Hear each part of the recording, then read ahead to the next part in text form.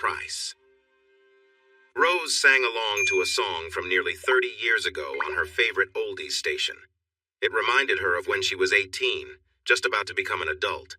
She remembered hearing it while she and Charlie enjoyed their first romance together. Her smile grew as she recalled how they were both eager to explore life. That summer after high school was filled with excitement and passion. They found many places to share quiet moments together. One of her favorite memories was of them lying on a quilt over hay bales in the loft of his uncle's barn, surrounded by the soft glow of the full moon. They wrapped themselves in the quilt as they cuddled, watching a fox in the meadow and listening to an owl, which seemed a bit annoyed by their presence. But summer eventually turned to autumn, and they both headed off to college, Charlie to a state university for agribusiness, and Rose to a college far away on a full scholarship for accounting. When they returned for their first summer back, they briefly rekindled their connection. However, Rose took internships each summer until she graduated and returned home only for a great job offer from the largest local bank. Even though they lived in the same town, they did not see each other again for 2 years. Charlie used her bank to support a business deal. There wasn't much talk about his career path since his family owned several farms in the area and a large store for commercial farming supplies where he worked as the assistant manager. After his father passed away from a heart attack a year later, Charlie inherited everything. Besides the family business, he also received a substantial life insurance policy and the cash from his father's estate. Once the deal concluded, Charlie no longer had ownership in the farm, but he kept the feed store and a small section of land that his great-great-grandfather had bought over 200 years ago. He also received a good amount of money, which he used to buy another store about 80 miles away, and added a franchise hardware store to both locations. Thanks to his skills and education, his profits quickly soared, tripling what he might have earned from the farms in just a few years. While some of his cousins were unhappy, they had all agreed to the deal, so they had to accept it. Rose was appointed as his bank coordinator, and over the next few months, they rekindled their friendship. Working lunches turned into working dinners, which turned into breakfasts after they spent the night together. No one was surprised when 18 months later, in a small Baptist church that his family had attended for generations, on a warm April afternoon, Rose Cheney became Mrs. Charlie Barton. After their honeymoon at a resort where clothing was optional, they returned home with many memories and no tan lines. Charlie then gifted Rose her wedding surprise, the money to start her own office, with his businesses as her first clients. This included a written agreement that ensured he would not gain from her profits. There had been a similar rule when he bought the stores, put in by his family to make sure that if he ever wanted to sell, they could buy them back easily, especially if he married and divorced. At the time, Charlie did not mind this rule, as it was before he and Rose were serious. He even wanted her rule to be included. Now, years later, Rose managed 8 offices in 2 states and traveled to different branches every month. She was no longer just an accountant. She was now a CEO. Charlie owned 4 stores and had a good income, while Rose earned about half of what he did each year. That was a lot of money by any standard, especially in this rural area where the county seat had only 40,000 people, and there was only one other town with just over 6,000 residents, a few miles from her home. She laughed as the song ended. Now they were seen as the redneck elite of their community, well off, but without the snobbery that often comes with wealth. They belonged to a country club but never acted like typical country club members. As she drove into the driveway of their 4-bedroom home, she sighed, feeling sadness that they hadn't filled the house with children. There had been a complication during the birth of their daughter, and she could no longer have kids. Instead, they poured their love into their only child and raised her to be a sensible, responsible adult. She had just graduated from college, and now the house felt empty. Her heels clicked on the stone floor as she walked through the entrance. Shoes were her one big treat since they became wealthy. Rose figured she owned 60 pairs of heels, and her annual shopping trip was approaching. Every year, she visited Atlanta, Charlotte, and Miami to update her wardrobe, mostly for new shoes. She always took her mother and daughter along, and her daughter was now even more excited about it than when she was younger. Charlie mostly wore practical clothes from LL Bean and the hardware stores, but he had a nice collection of suits for special occasions. He had only gained 15 pounds since they married, while she had actually lost weight thanks to her personal trainers. As she walked to the kitchen, she thought about how fortunate they were. They had money, looked good, had a wonderful child, and life felt perfect. Thursday was takeout night, and her nose told her that tonight's meal was Chinese, her favorite. After that, they might have Italian, barbecue, a burger from the diner in the next town, fish, or something from a new restaurant. Rose found it strange that the food was still in boxes. Charlie was sitting on the patio watching the sunset. She took some plates and filled them, carrying them to the table. She noticed he had a glass and a pitcher of sweet tea ready. She grabbed another glass and some utensils and sat beside him. She was a bit surprised he hadn't given her a kiss, and confused when she leaned over and he turned away so she only brushed his cheek. Worried, because that was not like him, she asked how his day had been. Still looking out over the fields, he replied, "It was pretty dull in the morning, but I had an interesting lunch." Rose smiled. Many people wanted something from Charlie. There was a 14-year-old girl in the FFA who wanted him to speak to her group, an 80-year-old retired librarian who hoped for a donation to name a building, vendors, and local customers. Charlie often took them out to lunch to talk. He was usually steady, but sometimes had unexpected moments, like when a clever 10-year-old suggested he should help build a school garden. He was so inspired that he rented the field next to the school and divided it for each class to have a plot. He provided the equipment and tools, along with 2 retired farmers to guide the students. The farmers did only what the kids couldn't, showing them how to do the rest. Each class decided what to plant and when. Every student had to spend an hour each week taking care of their garden. All the food went to the school cafeteria, where they made meals using the vegetables the students grew. Uncommonly for someone in his business, he insisted they only use organic materials. This program began 10 years ago, and the girl who had the idea was now working with the retired farmers as part of her college requirements. Charlie paid for her education and living costs without any hidden conditions, simply saying, "I believe in you." In exchange, she would work for him for 4 years after graduating.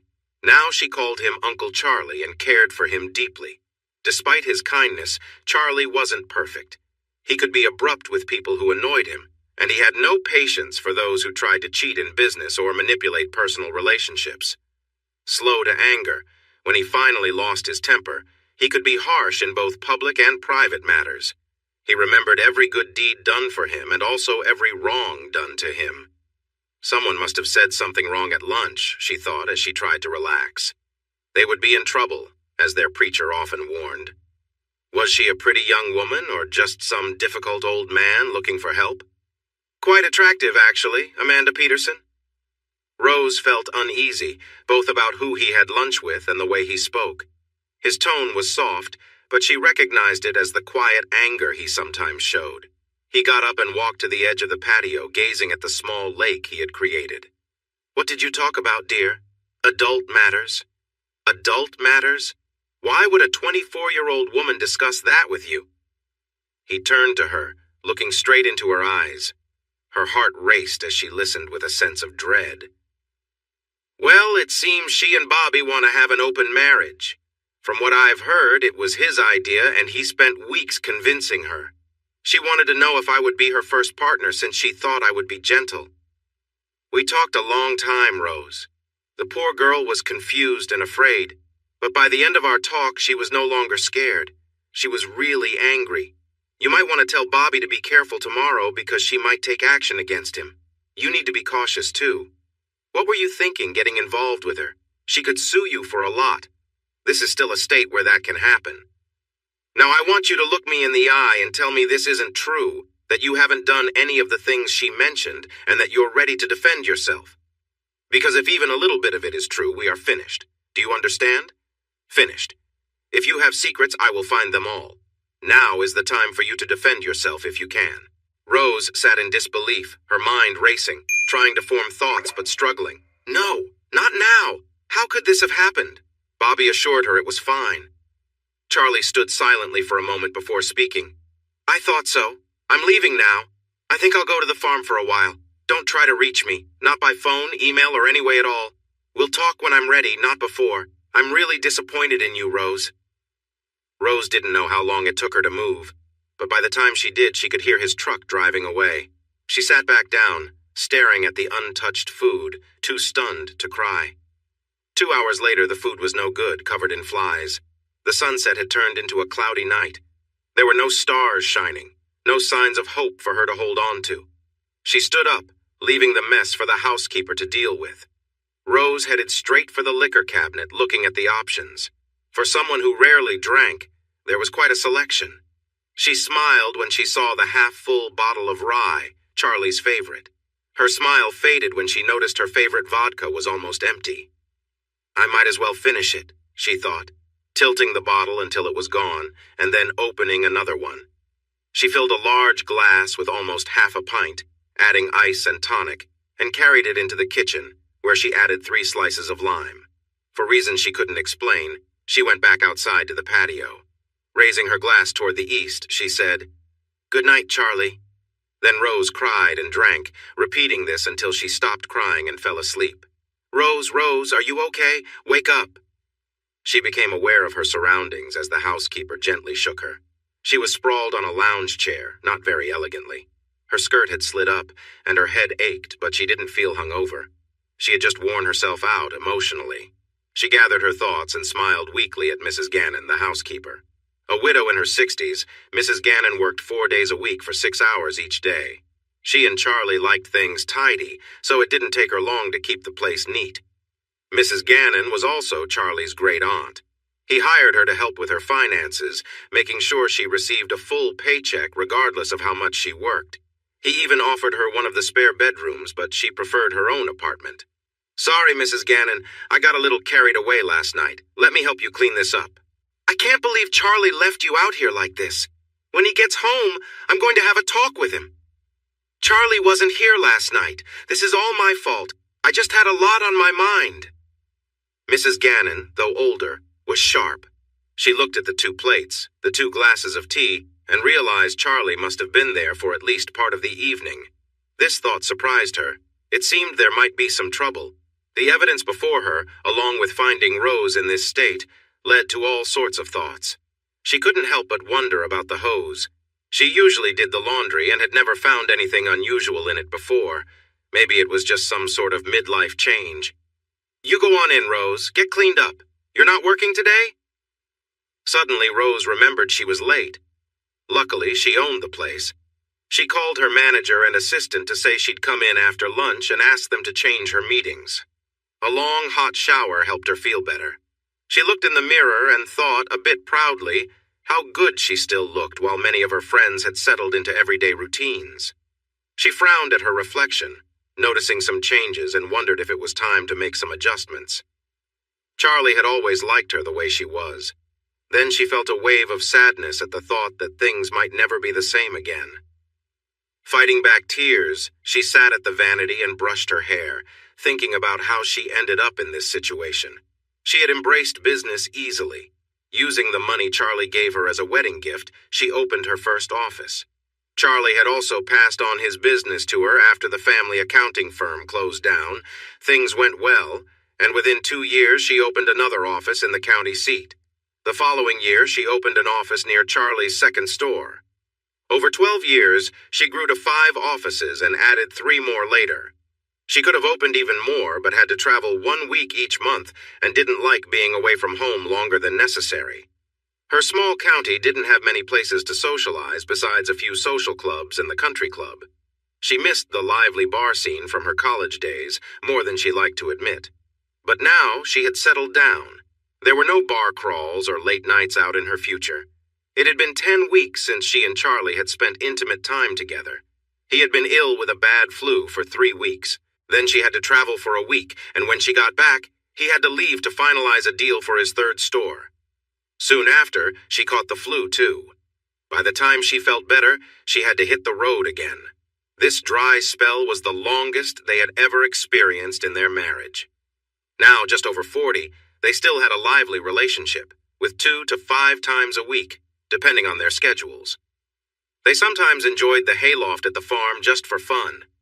She would visit his office during lunch once in a while. Once he dressed her in a short skirt, and they went on a little adventure to a drive-in in the next county. She parked the car quietly in the back of the lot, lowering the seat so she could get comfortable as they laughed together. Charlie enjoyed teasing her with playful gestures, making her giggle and blush. After a fun evening, they shared milkshakes at a drive-thru, laughing when the young server got flustered over her leaning to reach her drink. The cold cup from the milkshake made her shiver as Charlie playfully brushed it along her arm. By the time they got home, their mood was lighthearted, and they went inside smiling, feeling closer than ever. The following morning, Charlie could still smell the vanilla shakes they had shared, and he couldn't help but laugh at the memories of their fun night out. They cherished those small moments, bringing them closer as they navigated their busy lives together. A few weeks later, she found herself in a different city, where her new office was located. She decided to treat herself to a night out in the bigger town, enjoying a fun outing. She ended up at a local show where the lively music and energy helped her unwind. The next morning, feeling slightly worn out from a late night, she chuckled to herself about how different it was from her usual routine.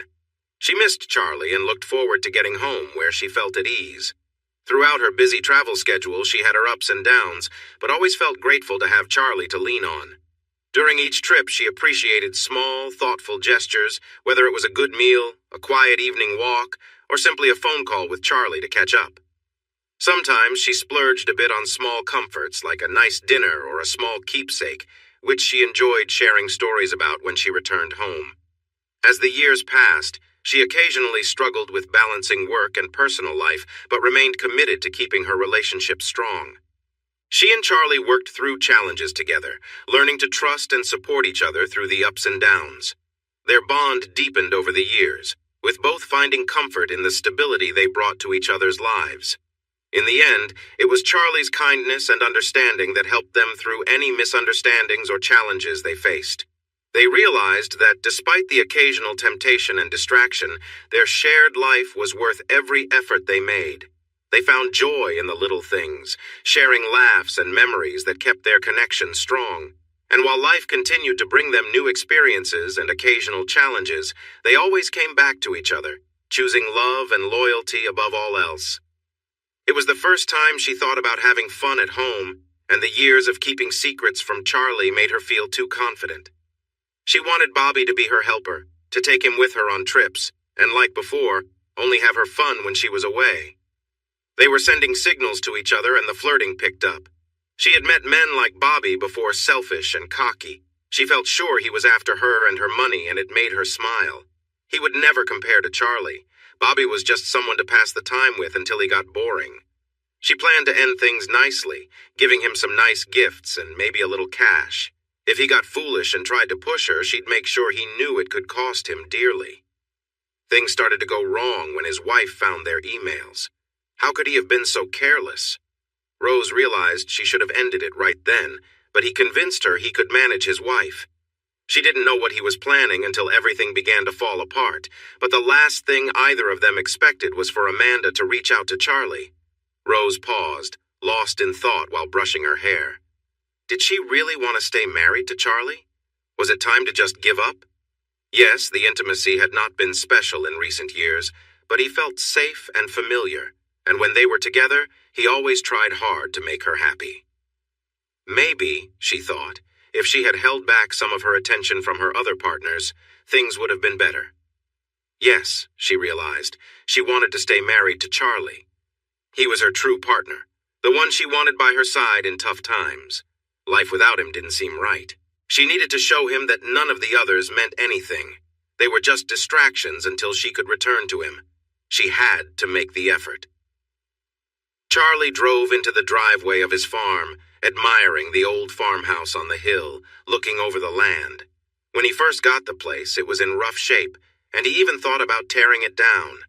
In the end, he chose to restore it, making many improvements. The project took 3 years because he had just started his business and couldn't afford to do everything at once. Rose was busy setting up her new office and didn't pay much attention to his work. Charlie suddenly realized that this was a good picture of their life together. Rose only paid attention when it involved her directly. Charlie felt a little let down when he showed her the place, and all she said was that it looked nice. He thought about making it their home, but his business was doing well, and Rose was starting to earn money from her job. She wanted to create something new, just for them and the children they planned to have. Rose wanted to wait until her job was stable, but when her profits appeared for the first time, she stopped using birth control. They married at 26, and now at 28, she told Charlie they needed to act quickly. She didn't want to still have babies when she was 35. They had agreed to have 3 children, but when Faith was born, things didn't go as planned, and she decided not to have more children. Charlie hoped for more kids and even mentioned adoption, but Rose changed the subject until he stopped asking. In Charlie's eyes, his daughter Faith was perfect. As Rose focused more on growing her business, he spent more time with her. He hated dropping Faith off at daycare. At the store, he had 5 women working full-time, including the manager of the hardware store and 4 part-time employees. 18 men worked in the commercial side, mainly as drivers and in receiving. When he built a new building next to the store, people didn't notice because he was always expanding. Many thought it was going to be an office. Once it was finished, he called all his employees for a meeting. "I know you've all been curious about the new building. It's a daycare center for Barton Enterprises. It's not open to the public and is only for employees." His employees were surprised, especially when he took them on a tour.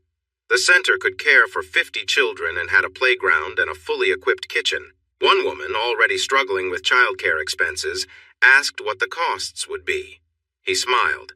"Well, it's completely free for you and there's an employee discount." It took them a moment to understand. Then some employees started to tear up. This gesture meant an extra $100 or more each week for them. However, Charlie did this to keep Faith close by. He hired 4 women and a part-time cook. The cook received clear instructions on the types of lunches and snacks to serve. They had to be tasty, healthy, and made with local ingredients, using as few pre-packaged items as possible. Soon, employees wanted to eat with their children, so he had to extend the cook's hours and set up more tables. When the number of meals reached 60, he hired her an assistant. Many of them enjoyed meals outside when the weather was nice, sitting at tables under the trees. Almost half of the meals were vegetarian, and no one complained about it. He had brought in professional caregivers, and while the kids played a lot, they also learned important things. By the time many of them started public school, they could read and write already. Most of them even knew some basic Spanish, and they developed good study habits. The school system called them the Bartonians, and they formed strong friendships that lasted for years. They also did well on the yearly tests, which helped boost the school's rating. From a young age, they learned to say please, thank you, and you're welcome, making good manners second nature. When his other stores found out, he had to set up similar programs for them, too.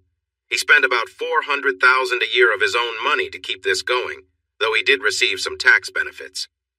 All of this was because Charlie wanted Faith to feel happy and close to him. He unlocked the door and decided to open a few windows for some fresh air. The breeze felt nice, so he kept them open for the night. Normally, he didn't drink much, but he remembered to pick up a 12-pack of beer along with some coffee, cream, and snacks. He put everything in the kitchen, glanced at the beer for a moment, then made himself a cup of coffee. He took his coffee outside and sat in the porch swing, gently rocking back and forth. He suddenly remembered sitting with Rose on this same swing right after they finished the house. They shared some laughter and good moments there, thinking about the barn where they had spent time together. He smiled at the memory and leaned back to think, trying to find any signs that his marriage was ending. Looking back, he couldn't find anything obvious. Then he remembered a few smiles from Rose, and when he asked her about them, she had said she was thinking of a happy memory but never shared what it was. Was she thinking of someone else then? His thoughts were interrupted by a call on his phone. He had forgotten to turn it off but noticed the number. "Hello?" He heard crying before she managed to say that her husband had hit her. "Amanda," he said in his serious tone. "Who did this?" "My husband. I told him I was leaving and he got angry and hit me. What should I do?" "Are you safe?" She tearfully confirmed she was in her car. "Good. Now listen carefully. Drive straight to the hospital. I'll be there as soon as I can. Do this, Amanda, if you want my help. Go now." He ended the call, relieved he had chosen coffee over beer. Once in his truck, he called the sheriff's department non-emergency line. He spoke with the senior officer and was promised a female deputy would meet them at the hospital. He arrived at the parking lot just ahead of the squad car. Amanda quickly got out of the car and hurried over to him and the deputy. The left side of her face was swollen and her eye was shut tight. A small trickle of blood was coming from the corner of her mouth. They guided her into the emergency room and Charlie waited for 40 minutes until the deputy came back out. She was from Bartonia, one of the locals. "He's broken her cheekbone, Charlie. She wants to speak with you before she takes any action." "What is going on?" Charlie shrugged and told her a simpler version of the story. "I had lunch with her today. I guess she needed someone to talk to. Her husband has some strange ideas and was trying to involve her in them. I gave her advice that I don't think he liked." Carla Martinez laughed a little. "Strange ideas? Are you serious? In our small town?" She was surprised by the troubled look on his face. "Sometimes you don't really know people, Carla. They can surprise you in bad ways. Let's go talk to her."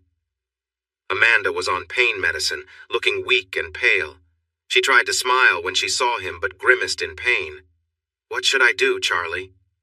"First, you need to file a report. If you don't, I won't be able to help you anymore. You didn't deserve this, Amanda, and you can't let him get away with it. Has he done this before?" She hesitated but nodded. "Not like this, but he has hit me a couple of times." Charlie looked at Carla. "Did you hear that? We need to do something." Carla looked surprised. Throughout all the years she had known him, dating back to when she was 8, he had never spoken like that. Her instincts as a police officer kicked in. She sensed there was more to this situation. "I can't do anything yet. First, she has to give a statement and agree to take action. Until then, we can't proceed. She has to be honest." Charlie looked at Amanda, realizing her safety was more important than anything else. "You will speak up, right? Anything you want to share, Amanda?" "But Charlie..." "No buts. Your safety comes first, okay? Now I will step out so you can talk to Officer Martinez. I'll be back to check on you when you're done." "Thanks, Carla, for helping me." He left, leaving the two women in the room. Carla worried about what was happening. If Charlie, whom she respected more than anyone, was involved with this young woman, it would be shocking. But her police experience taught her to be prepared for anything. 45 minutes later, she came back to the waiting room and gave Charlie a big hug when he stood up, not saying anything. When she stepped back, she was glad no one else was around. It's a typical case of a domestic argument. They fought and he hit her. That's all the report needs. Do you understand, Charlie? He held her hand. "Thanks for being so understanding. But if it comes down to it and you need to explain more to get a conviction, go ahead. How is she? Can she leave?" "No, she has to stay overnight for monitoring due to a possible concussion. She will need a ride tomorrow and a place to stay. We can arrange for her to stay at a shelter for a couple of days, but after that she'll have to find somewhere else. His father owns the house, so she can't stay there. However, she can go tomorrow to gather her things. I doubt he will be there, at least for a few days." He walked back inside, checked on Amanda, saw she was asleep, and left. What a day, he thought tiredly. When he got home, he set his alarm and quickly fell asleep. His eyes opened wide when the alarm rang. Surprised not to recognize the bed, everything came back to him. He took a shower, called his assistant, and told her he probably wouldn't be in that day.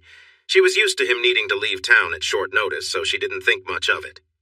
"Well, let's see. I just found out my wife has been unfaithful for who knows how long.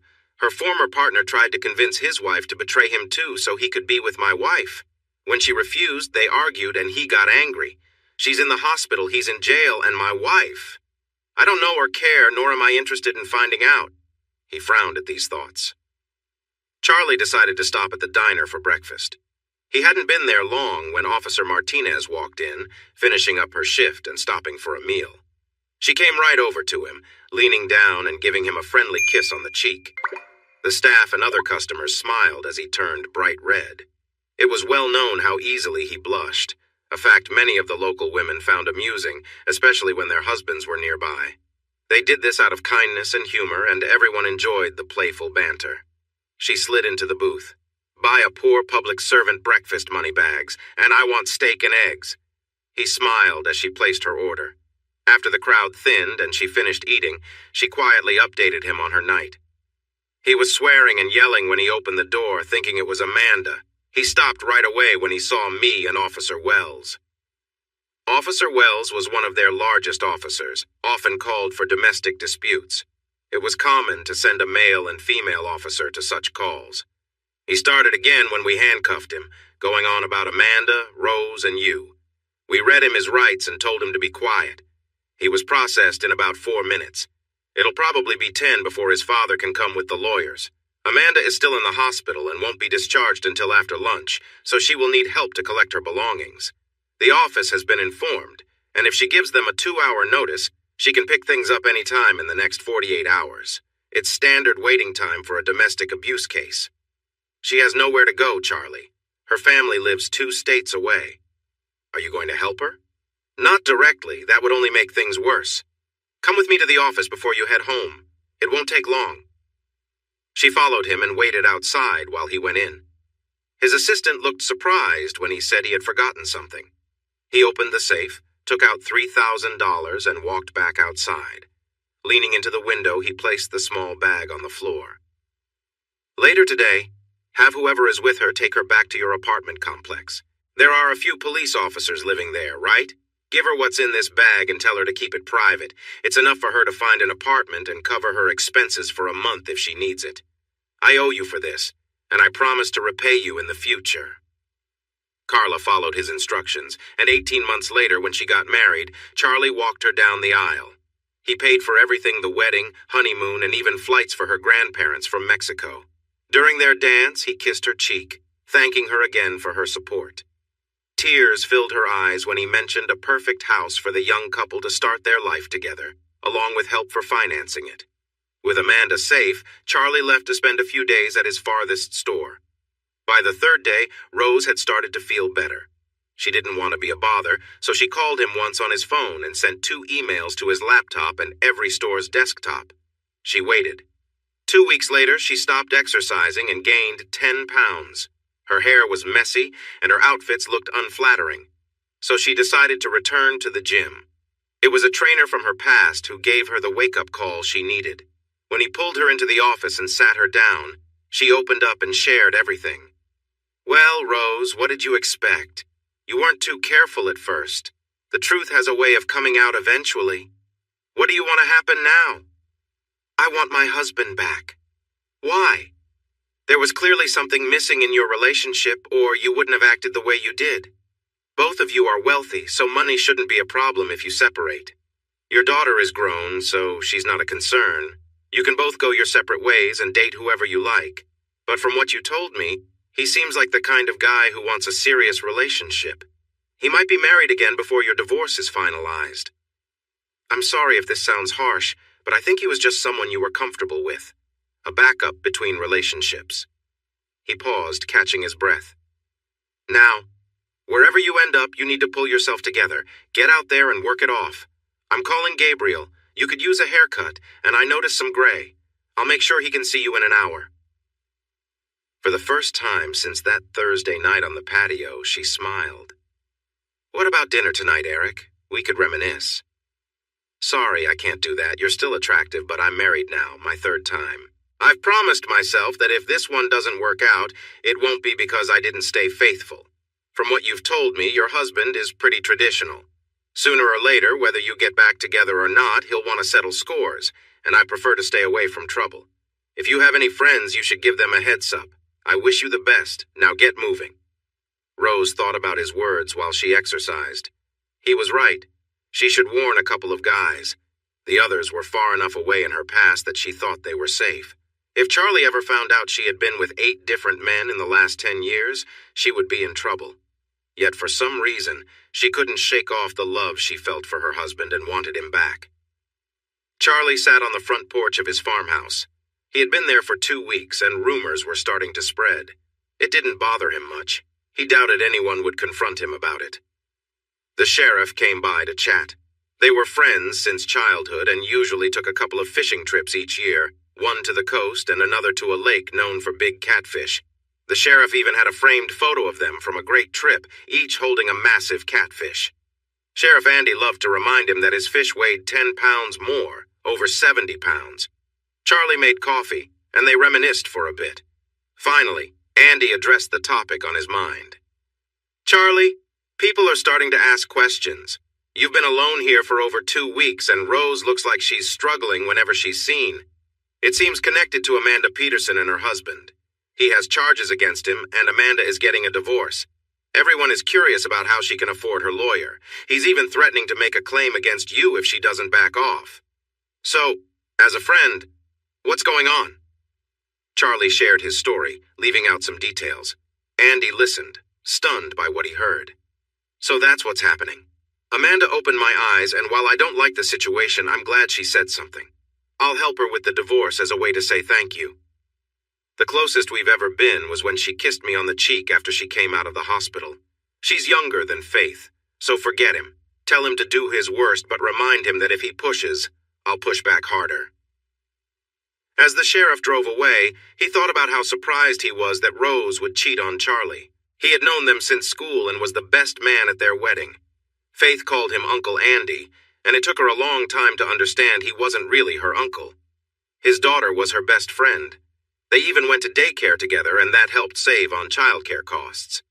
The girls were inseparable until they went to college, but their friendship picked up again when they returned home. This situation would be tough on Faith. She would likely turn to Charlie for support since Charlie had practically raised her while Rose was focused on her business. Charlie was more well-known in the community than Rose, and the sheriff worried that if it came down to choosing sides, Rose would be left alone. He hoped it wouldn't come to that. This situation was shaping up to be a real mess. Rose felt stunned when she got the email. She had begun to think he would never reach out to her again. She expected a process server to show up any day. The email was brief but direct. "Why?" she replied with a long message expressing her love for him, how much she missed him, and asking him to meet in person so they could talk. He responded with another short message. "Why?" This went on for several days until he finally agreed to meet face to face, but only after she answered his question. It was the hardest thing she had ever done. She must have rewritten her response many times. She even sought advice from a counselor and had a college student who was getting a master's in English help her refine her message. He was friendly and charming, and she felt awkward for a moment as she realized how young he was. She quickly dismissed those thoughts, gave him double his fee, and kept his contact information, feeling satisfied before sending her message. "Dear Charlie, writing this is incredibly difficult for me. How do you explain hurting the man who has been such a big part of your life for 30 years, the one who gave you a child, and the one who has loved you? You can't. I don't have a good reason. I've talked to a specialist a few times for help. I didn't agree with her views. She mentioned that things like hormone changes, a midlife crisis, and empty nest feelings might have played a part, but in the end, I made the choices I did because I could. I never showed it off, and until my recent mistakes, I kept it away from you. I knew how proud you are, and this would hurt you deeply. Your reactions so far have been just as I expected. I'm aware that with just a couple of phone calls, you could easily ruin my life and make me an outcast in our community. You might even turn our daughter against me. But I also believe you are a good person who wouldn't do something like that. If you choose to end our marriage, I know you will do it respectfully and quietly. I know you well, Charlie, but I need you to understand this, Charlie. I've never stopped loving you. Even when I was away, I always thought about coming home to you, nestling in your arms while we watched the sunset together. If I could change the past, I would erase all this pain and return to our peaceful, happy life. But I doubt I will get that chance. Please, Charlie, don't ask for details or timelines. I don't want to cause you any more hurt than I already have. The end would be the same whether it was one person or many. However, I want you to know that I would do anything to make things right again. If you want me to give up my job and stay home, I will sell my businesses right away, even at a loss. I would do anything, Charlie, just to be in your arms once more. Please tell me when and where you want to meet. I love you, Charlie. I always will. Rose. She sighed, hit send, and closed her laptop. Now it was up to Charlie and fate. Charlie read the email several times, feeling angrier each time. It felt like nonsense that she claimed those moments didn't matter and that her love for him was still there. The comment about 1 or 100 clearly meant there was more than one person involved, and that was all he needed to know. He decided to take a trip away from home to the largest city where his wife worked. He had his lawyer reach out and got the names of 3 well-respected private investigation firms in the city. He met with all of them and hired 2, wanting to cover all his bases. At every place she worked, he did the same thing, offering high pay and bonuses for quick results. His only instruction was clear. Find out everything you can about my wife's activities. If you need more help, hire it. If you suspect she has been unfaithful, gather as much information as you can and take it as far back as you need to. The owners of the 2 firms had dinner together. They were familiar with each other and felt a bit uneasy about the situation. "What do you think he's after, Jack?" one asked. "I don't think he's looking for anything specific," the other replied. "I believe he's a man in deep pain, trying to figure out why she was unfaithful to him." He paused, taking a sip of his drink. "I'm sure you looked into his background, just like I did, Chuck." He had no history of trouble and was a respected member of the community. It was hard to find anyone with a bad word about him, and those who did often faced consequences. Most of them probably deserved it. His kind acts were known around town, even if he preferred to keep them low-key. They sat quietly for a moment.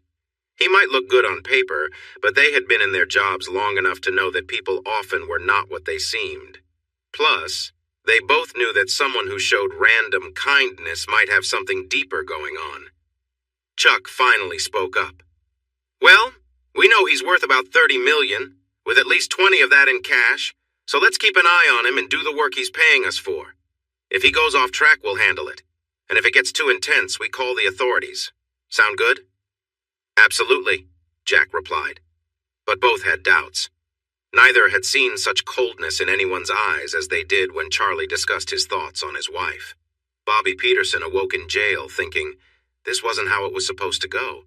I thought it was just some fun between us. No one was supposed to get upset." He couldn't believe it. His boss was showing interest in him. She was attractive for her age and had quite a lot of money.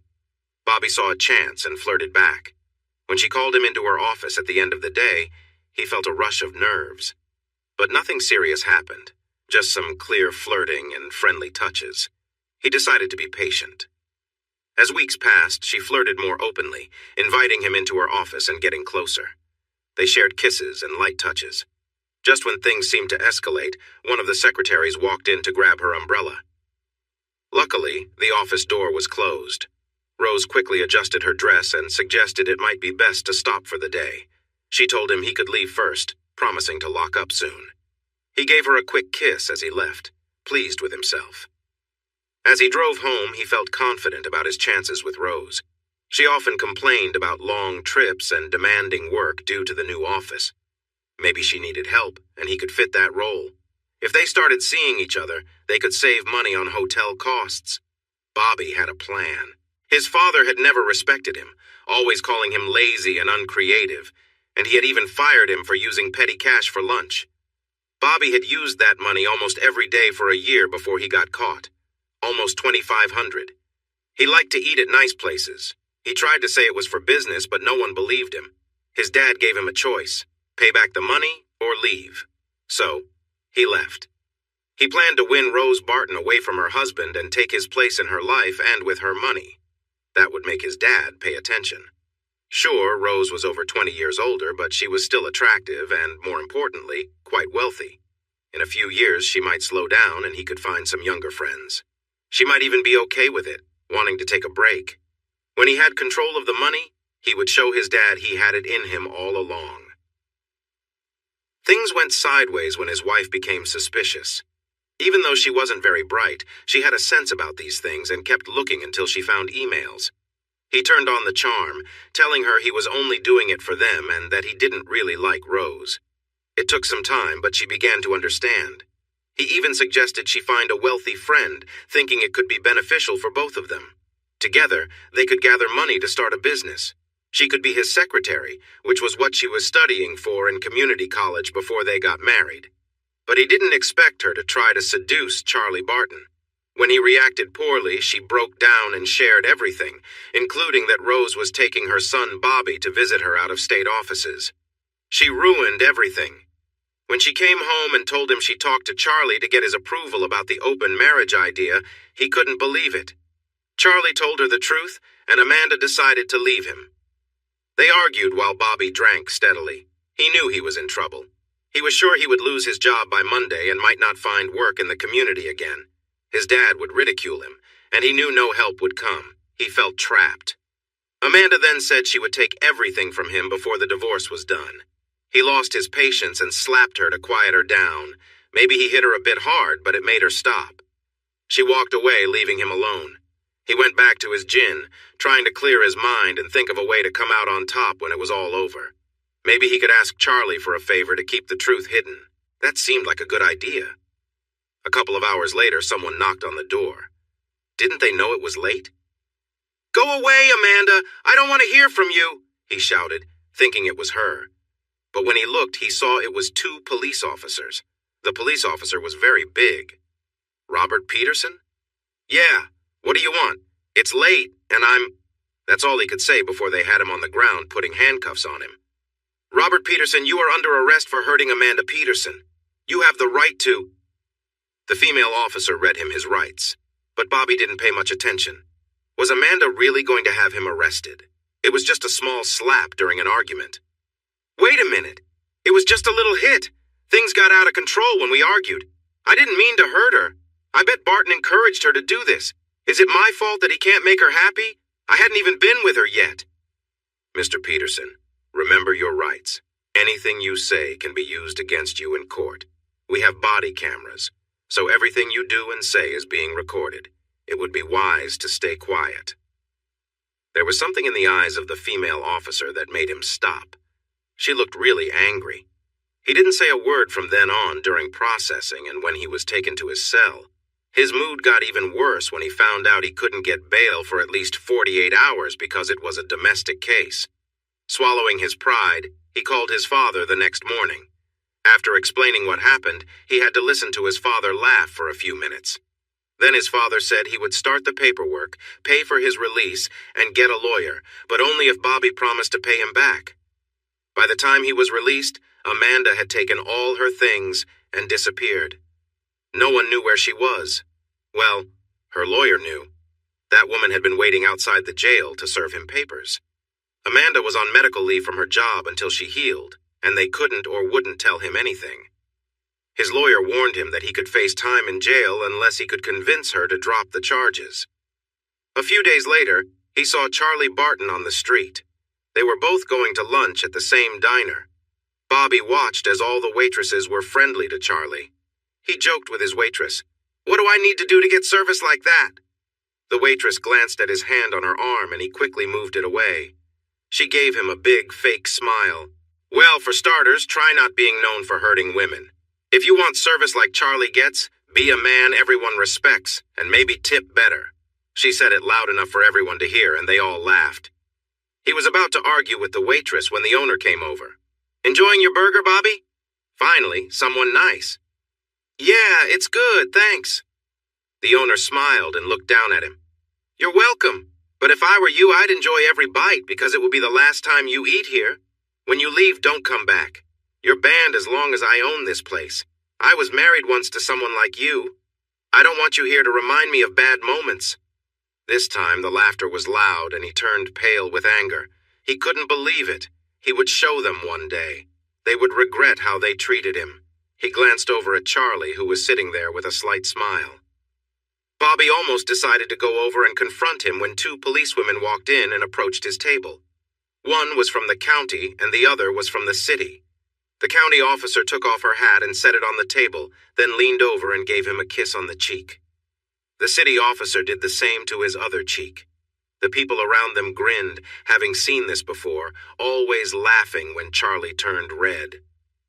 They sat down, but the smile on the county officer's face vanished when she looked at Bobby. It was the same officer who had arrested him, and now she was being friendly with Charlie.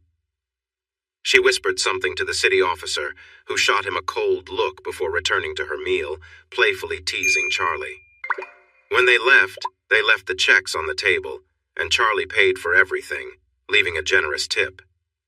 Bobby took his time eating, feeling spiteful. He didn't leave a tip, but the waitress smiled and wished him well. As soon as he stepped outside, he spotted it. The big yellow boot was hard to miss. Then he saw the fire hydrant just 5 feet away from his front tire. Had that always been there? He picked the ticket off the windshield and walked to City Hall. $138, and now he would have to wait until 4 o'clock for someone to remove the boot. Great. He had to walk back to the office. Surprisingly, Rose hadn't fired him yet. No one had seen her for almost 3 weeks. They figured she was working at one of the other offices in a different state. Bobby kept quiet and focused on his tasks, hoping for a fair reference when it was time for the truth to come out. For 2 weeks, no one said anything at the office, and everything felt normal. Then the whispers began. No one wanted to make eye contact, and conversations became brief.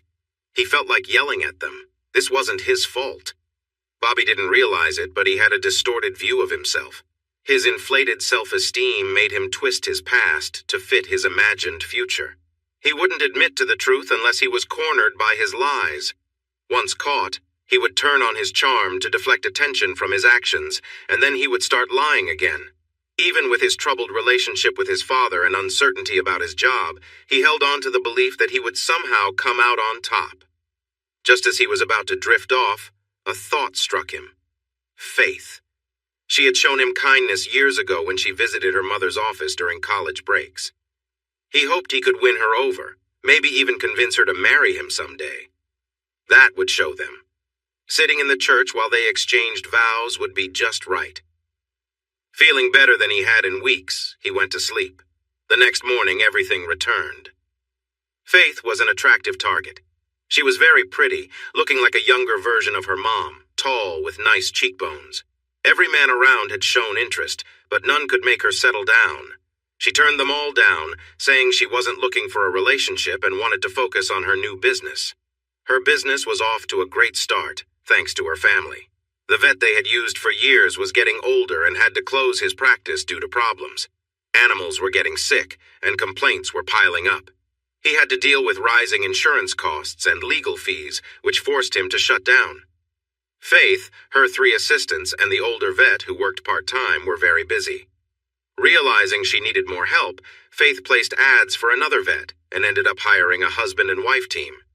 The woman had experience working at a zoo, and soon they were caring for zebras, llamas, and other unique pets. This helped to build their reputation and increase their workload. Faith and the older vet also visited local farms for horse and cattle births and other tasks that didn't need office visits. In 2 years, her business was thriving, and she had almost reached her market limit. She thought about following her parents' example and opening more clinics, but she knew that would mean managing instead of treating animals, and that was not why she went to school. Charlie and Rose were proud of her, although Charlie mentioned that he would like to see more grandchildren. She promised him, with a kiss on the cheek, that she would let him know when the time was right. When things got too stressful, she would gather her single friends, and they would go to a bigger town for a break. They would get a couple of hotel rooms, visit the bars, and have some fun. Carla and Vicky, another single friend from law enforcement, would take turns keeping an eye on everyone. The others would relax, dance, and enjoy themselves. Sometimes one of them would meet someone new, but that wasn't the main goal.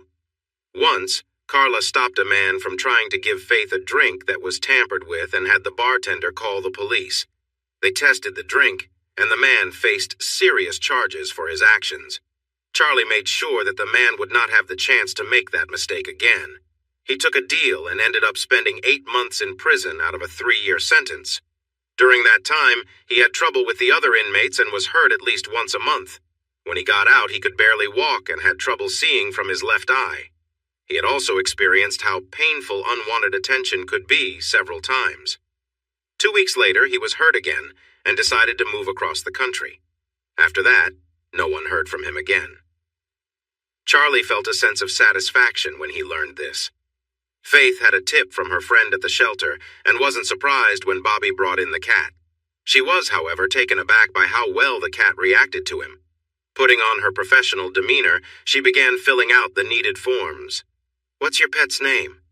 "Lady Gray," he replied shyly. She raised her eyebrows in surprise. He even turned a little red. It was the only name that felt right.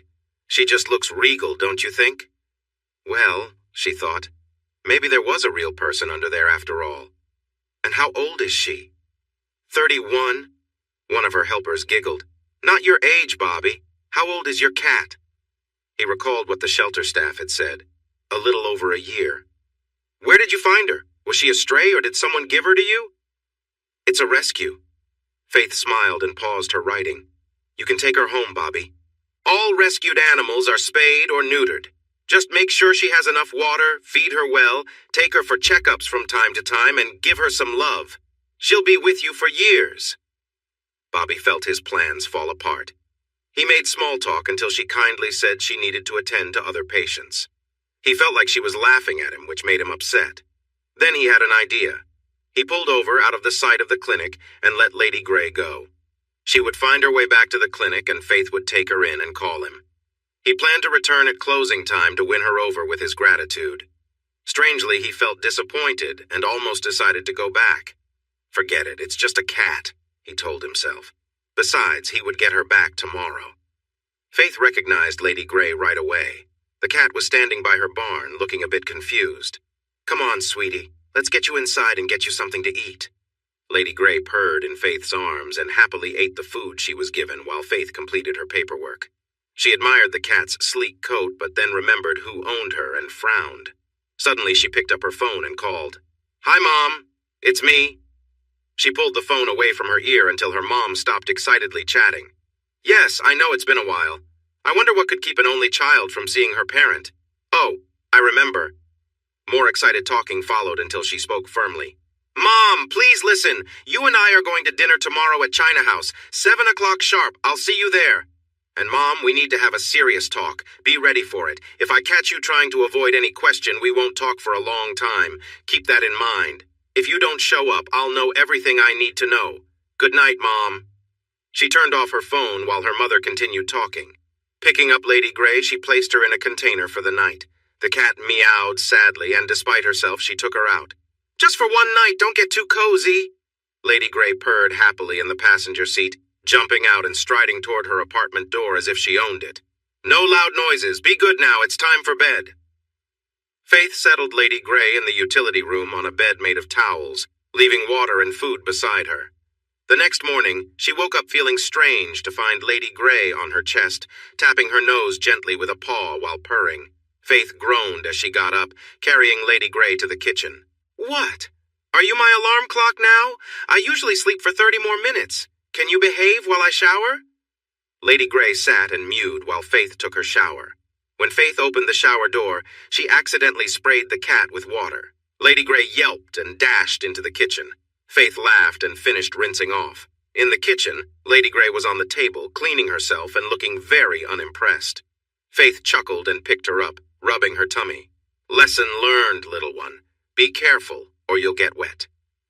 The cat walked out confidently and jumped into the passenger seat of the car like it was the most usual thing to do. At the clinic, she hopped out, acting like she owned the place. Who do we have here? One of the assistants asked as she picked up the cat and petted her. This is the lovely Lady Grey. I believe her owner will call soon. Please make her feel at home. Lady Grey tried to protest, but the assistant placed her in a container until lunchtime, when she could have some exercise. She found Faith sitting under a tree for lunch and immediately jumped into her lap, even nibbling on some of her tuna sandwich. The rest of the afternoon, she roamed freely, following Faith around as she worked in the barn, exploring here and there. Faith lost track of her for a moment, but found her curled up asleep on top of a young horse in one of the stalls. She took some pictures before carefully lifting the cat up. By the time Faith finished her rounds, Bobby had called. She returned the call, confirming she had his cat and that he could come by whenever he wanted. She spoke about how sweet Lady Grey was. Something in Bobby's voice seemed off, so she asked Nancy to stay close when he came over. Bobby, it turned out, was not in a good place. He had been helping a friend with some questionable money matters and had gotten involved with drugs. Bobby liked how it felt. It seemed to help him think better and be smarter. He never did it at work, maybe just twice at home or when he was out with a friend. Things had changed for him. He hadn't lost his job, but it was clear he couldn't work in the same office anymore. He was moved to another office, one she seldom visited. To make things easier, Rose made him the office manager and gave him a good raise. I'm trying to help both of us, Bobby. I can't stay in touch with you if I want to work things out with my husband. We both messed up, so if you're thinking of suing, you should think again. Amanda shared all our emails, and I can make it seem like a woman in a midlife crisis was fooled by a younger man. We'd all lose, but you'd lose the most. Just accept the promotion, work for a bit, and when you find a better job, you'll get a great recommendation and a good severance package.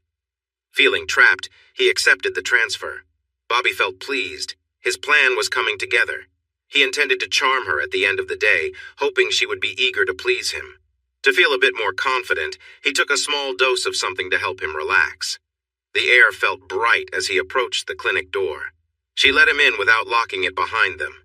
He smiled as he saw her holding the cat. Nancy was in the office, observing their interaction. "Looks like you have a new friend. You've always been so charming," Nancy joked, seeing him as a bit silly. Faith smiled, but it didn't feel warm. "Bobby, I don't know what you're trying to do, so let me be clear. I've always thought you were kind of untrustworthy, even when I was younger. What you and my mother were planning makes me uncomfortable every time I see you. So whatever you want, you won't get it here. I suggest you take your cat and leave. Or better yet, leave the cat with me, and I'll ensure she finds a good home." He was stunned. She couldn't be serious. He was Bobby Peterson. Women didn't turn him down. "Come on, Faith, why are you being so harsh? I know you felt something yesterday. We could be a great couple." "Well, Bobby, let me think. What would I bring to the relationship? Looks, money, social status, and what do you bring? Someone on probation, just one mistake away from trouble? I don't see much of a future there." Bobby had faced legal issues before, but thanks to a skilled lawyer and no past troubles, he got probation instead of jail time. He had to do community service and attend anger management classes. He went to the classes, laughing to himself about how the leader, whom he thought was too self-important, could really believe what she was saying. He hadn't done his community service yet and thought he might ask Faith if he could do it at her clinic, hoping they could connect better. Her sarcasm only made him angrier. Before she realized it, Bobby was at the counter with his hand on her arm. She looked down and smiled. "You might want to let go of my arm and leave my office. This is your only warning." She was giving him that tight smile, looking at him like he was an animal on display. Without thinking, he pushed her, making her drop her cat. The cat, Lady Grey, reacted by clawing at his arm. He quickly removed the cat and threw it against the wall. The cat slid down, looking for a way to land safely. Faith reacted by hitting him as hard as she could, but it didn't free her. He pulled her over the counter, heading towards the door while shouting, "This could have been so much easier. Now I'll have to teach you the hard way." Faith was shouting and still hitting him. She managed to hit him in a sensitive spot, and he stiffened before hitting her face. Faith felt something in her nose hurt just before everything went black. Nancy had called for help as soon as he touched Faith. She rushed out from the back as he tried to drag an unconscious Faith through the door. She quickly used a tranquilizer dart on him. It was the first thing she saw as she came out. Sometimes, if an animal was hurt and wouldn't let anyone come close, they used the dart gun. Bobby yelled in pain and turned, hitting Nancy with one punch. He almost got to his car when the first police car arrived, blocking the way. Officer Wells jumped out, his weapon drawn. "Get on the ground! Do it now!" He still held Faith, using his hand to grip her throat. "Stay back or I'll hurt her. Move aside." By then, Carla Martinez had arrived. "Jimmy, if he puts any pressure on her, you take him down, okay?" She had her taser ready, moving to the side. "Don't move, you!" he shouted. Carla looked at Jimmy, silently asking him to distract him. "Hey, Bobby, I might not get to say this again, but thanks for being so foolish.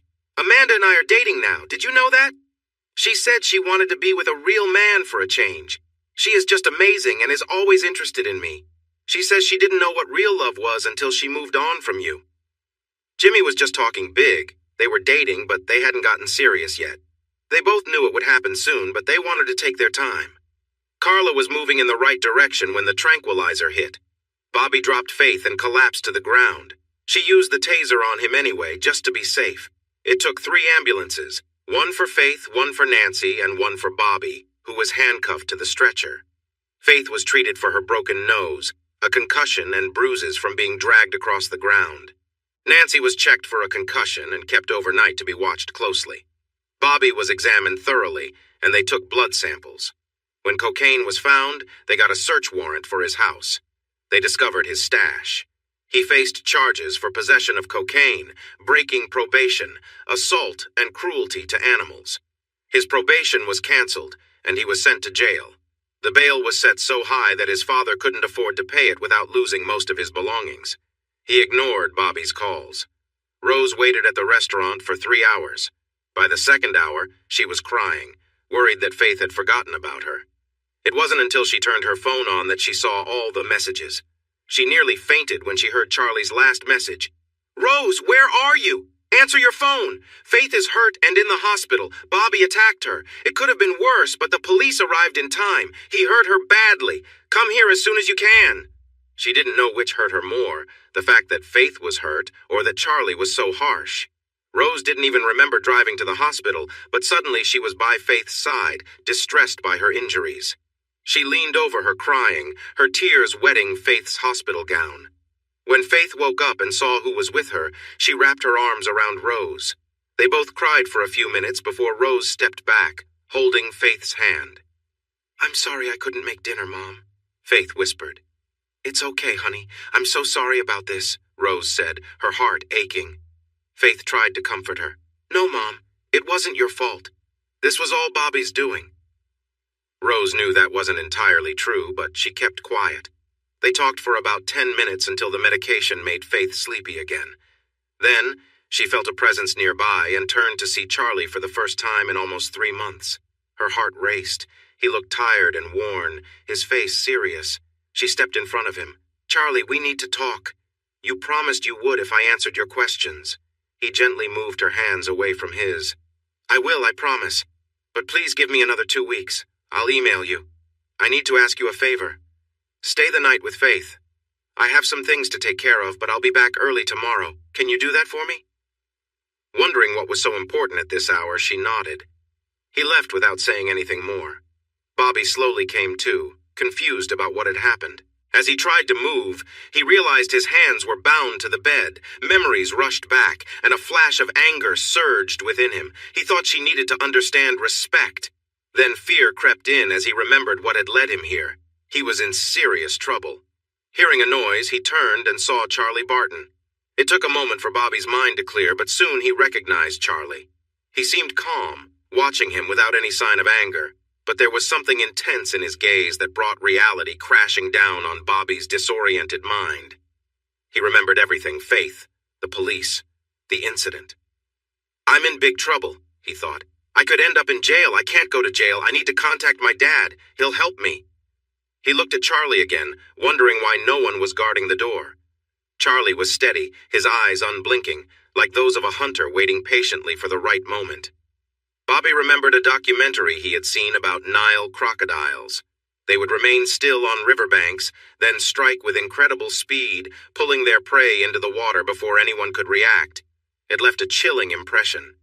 Suddenly Charlie moved, as if realizing that Bobby was awake. "Ah, Bobby, you're awake. I wanted to be the first face you saw. I also want to be the last before you sleep each night. 8 to 10 years, Bobby. That's how long you could be away from the outside world, according to the DA and my lawyers. That is, if you can keep yourself in check." He leaned closer to Bobby, who felt a rush of fear as he strained against the cuffs. Charlie spoke softly, but his words were sharp. "You have gone too far with my family. You touched my daughter, and that was a big mistake, Bobby. You hurt her. You really should have thought twice. Don't worry, there are consequences waiting for you. You're going to face a lot in there." Bobby struggled, trying to shout, but Charlie pressed a soft cloth over his mouth. Charlie continued speaking calmly as Bobby fought against his restraints.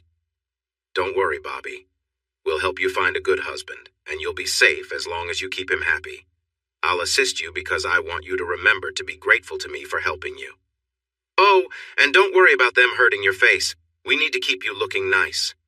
They can put tattoos on your back, though, maybe on your arm. Anyone who sees you after jail will know what that means. It's like a badge, really.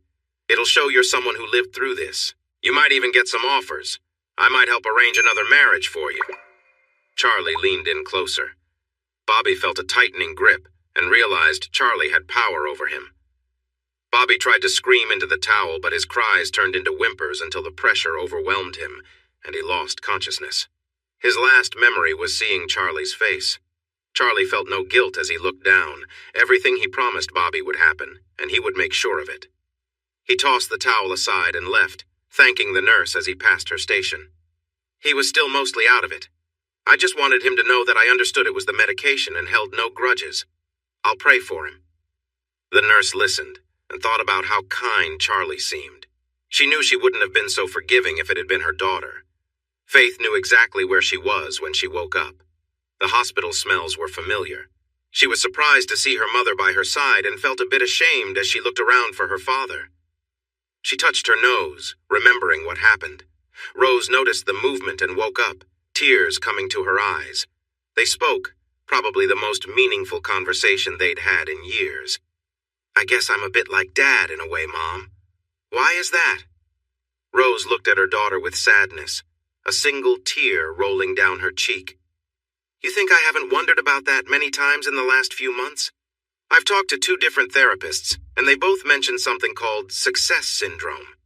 As people gain wealth and power, they start to feel entitled, as if they can ignore the usual rules of behavior, thinking they deserve whatever they want. Rose sighed. I was mistaken.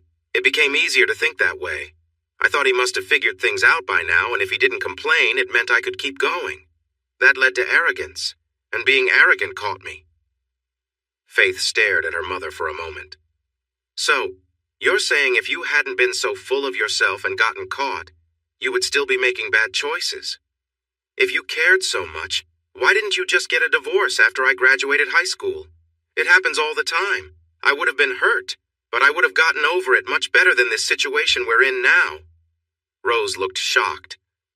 But I didn't want a divorce then, and I don't want one now. I'll change. I'll go back to being a good wife. Just give me a chance. Mom, come on. Listen to what you're saying. You need to move on. You got caught, and you practically said you've been unfaithful for a long time. Dad won't forgive you, and you know it. When he starts the divorce, just accept it and move ahead. You can be free to do what you want without worrying about being found out. I remember my psychology classes. Part of the excitement for you must have been that you were hiding things from Dad. I bet when you were home with him and you got close, you compared him to your other partners, and that made you feel something. Rose turned red, and Faith knew she had struck a nerve. Please, Mom, just let this go quietly. Don't make things worse for us. Keep some of our dignity. Then the doctor arrived, and their conversation came to an end. Charlie waited until Rose left before he went into Faith's room. He felt a wave of sadness. He had loved Rose for a long time, and he never imagined he would be in this situation. He put on a smile and opened the door. Faith smiled back at him. Even with her bruises, she looked lovely. You just missed Mom, she said. Her smile faded when he nodded. I know. Will you ever talk to her? Yes, soon when I choose the right time and place. Faith hesitated. I know it's not my place, but please don't be too harsh. Just let it go, Dad. Let her go. She isn't the same woman you married and hasn't been for ages. You're only 55. You can find someone else and be happy. For once, there was no happiness in his eyes when he looked at her. Faith felt scared. She had seen her father's darker side once when she was little. A friend had come to daycare with a bruise. She told her father about it at lunch. Later, she saw her dad, the daycare director, and a new staff member go into the office. The new worker had been struggling. Faith had wandered away during playtime to ask if she could invite some friends for dinner. She noticed her father and the man go behind one of the storage buildings. When she arrived, the man was unconscious. Her dad stood there, rubbing his hands, then lifted him up, woke him, and whispered something to him. Faith quickly turned around and ran back to the daycare, keeping what she had seen to herself. Mom asked about the scrape on his cheek and the black eye. He told her he accidentally dropped a couple of bags of fertilizer, and she lectured him about being more careful and letting the people he paid do their jobs. Juanita missed almost a week of daycare before returning, excited to share news. Her father had been living in the country without permission and had been picked up and sent back. Her mother and the rest of the family were also at risk until Charlie helped them by sponsoring them and getting his lawyers involved for green cards. He even hired Juanita's mother to help with lunch and support the teachers. When he found out she used to teach second grade, she spent many afternoons giving basic Spanish lessons to the older kids. After Charlie's visit, Faith rested and thought back to her childhood. She realized that many of her happy memories were tied to her father, while her mother was more of a background figure. She noticed her mother started to fade from her life around the time her mom opened her third office. It became routine for her to rush in, give a quick kiss, and then leave for her home office, often ignoring Faith's attempts to talk about her day. With her mother mostly absent, her dad became the main caregiver. This made Faith cling to him more. She knew if she hadn't been so dependent, he might not have added the daycare centers to his work. He was a great parent and seemed to know what she needed. It wasn't until her first year of college that she discovered he had conversations with daycare staff, her doctor, and child experts to ensure he was doing the right things. It wasn't only about education. She thought about how she filled the roles he missed. The tough tomboy, the fancy young lady, and sometimes even the son he wished for. He taught her to fish, and she even learned to hunt. Charlie still kept a photo in his office of her with the first deer she had taken when she was 12. He shaped her into the person she was now, confident but fair, loyal to friends, and true to her beliefs.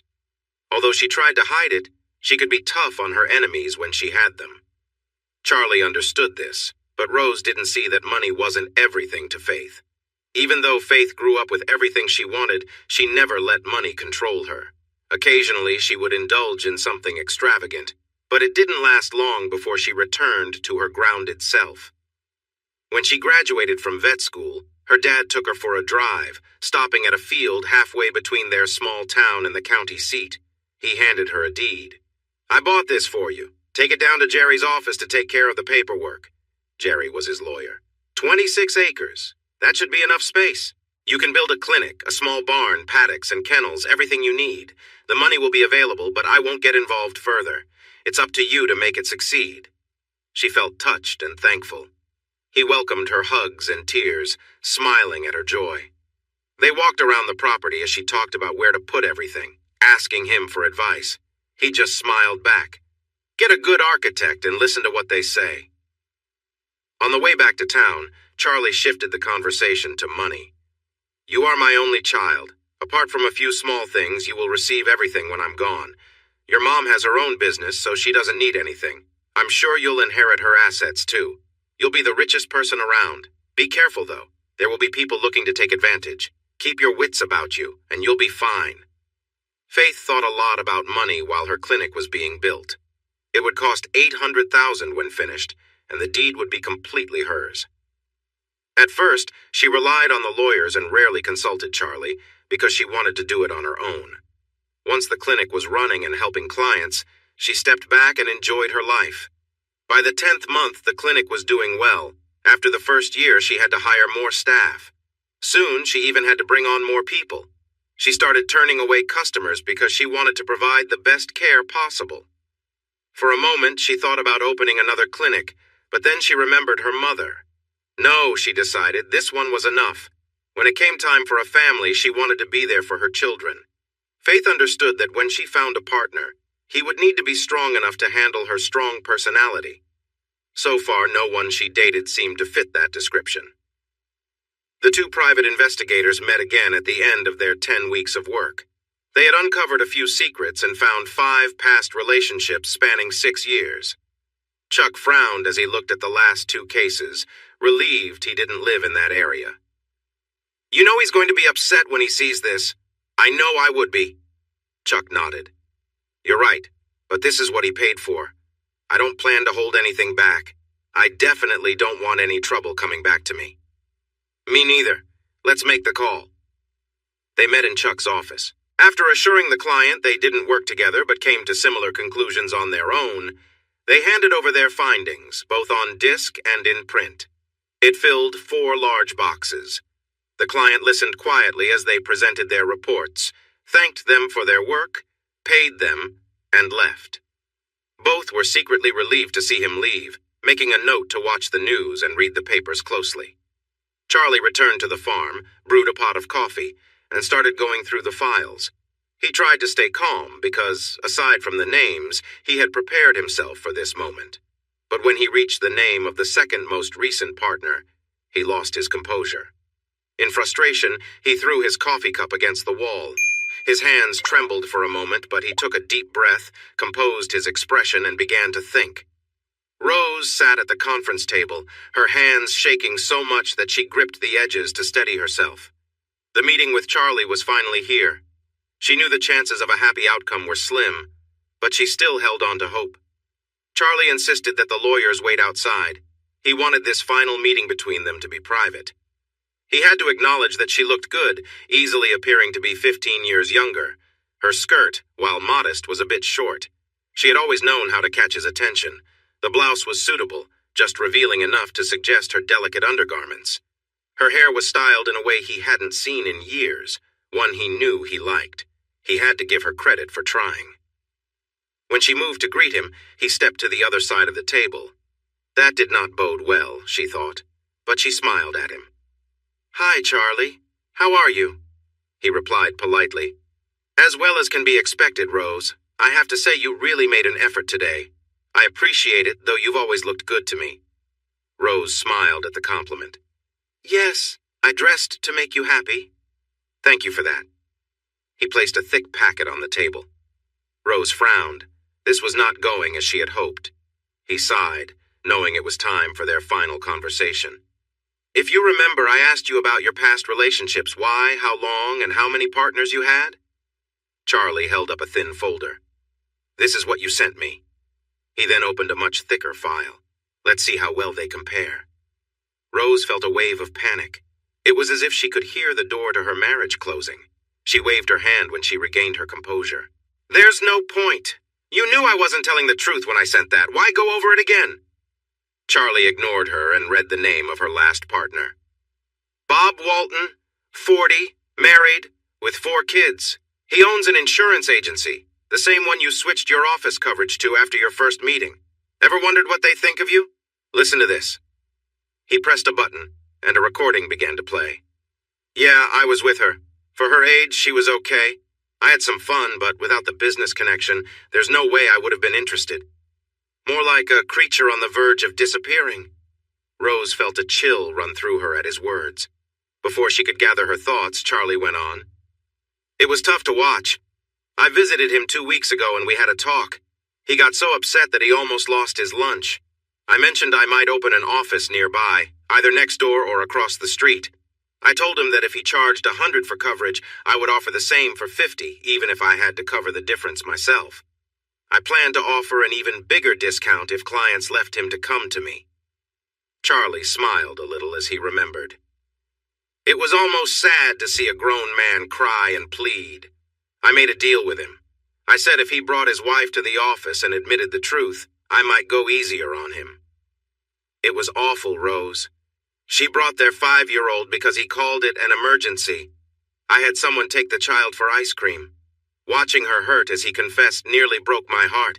At the end, she begged me not to ruin him, to think about their kids. I found it telling. Her kids, not ours." Rose touched her throat, horrified at what she was hearing. "Don't worry, Rose. I didn't open that agency. I heard they're separated now. He's living in a small room at his office. Maybe they'll reconcile. Who knows?" Charlie arranged some papers and mentioned the man's name. He had managed to get him fired and mostly out of the picture. The man moved 400 miles away to start anew. "He was already divorced, Rose. It seems you were just one of several. I truly hope you were careful. I got tested 2 months back just to be safe. I'm still fine, but you know, some things take longer to show up."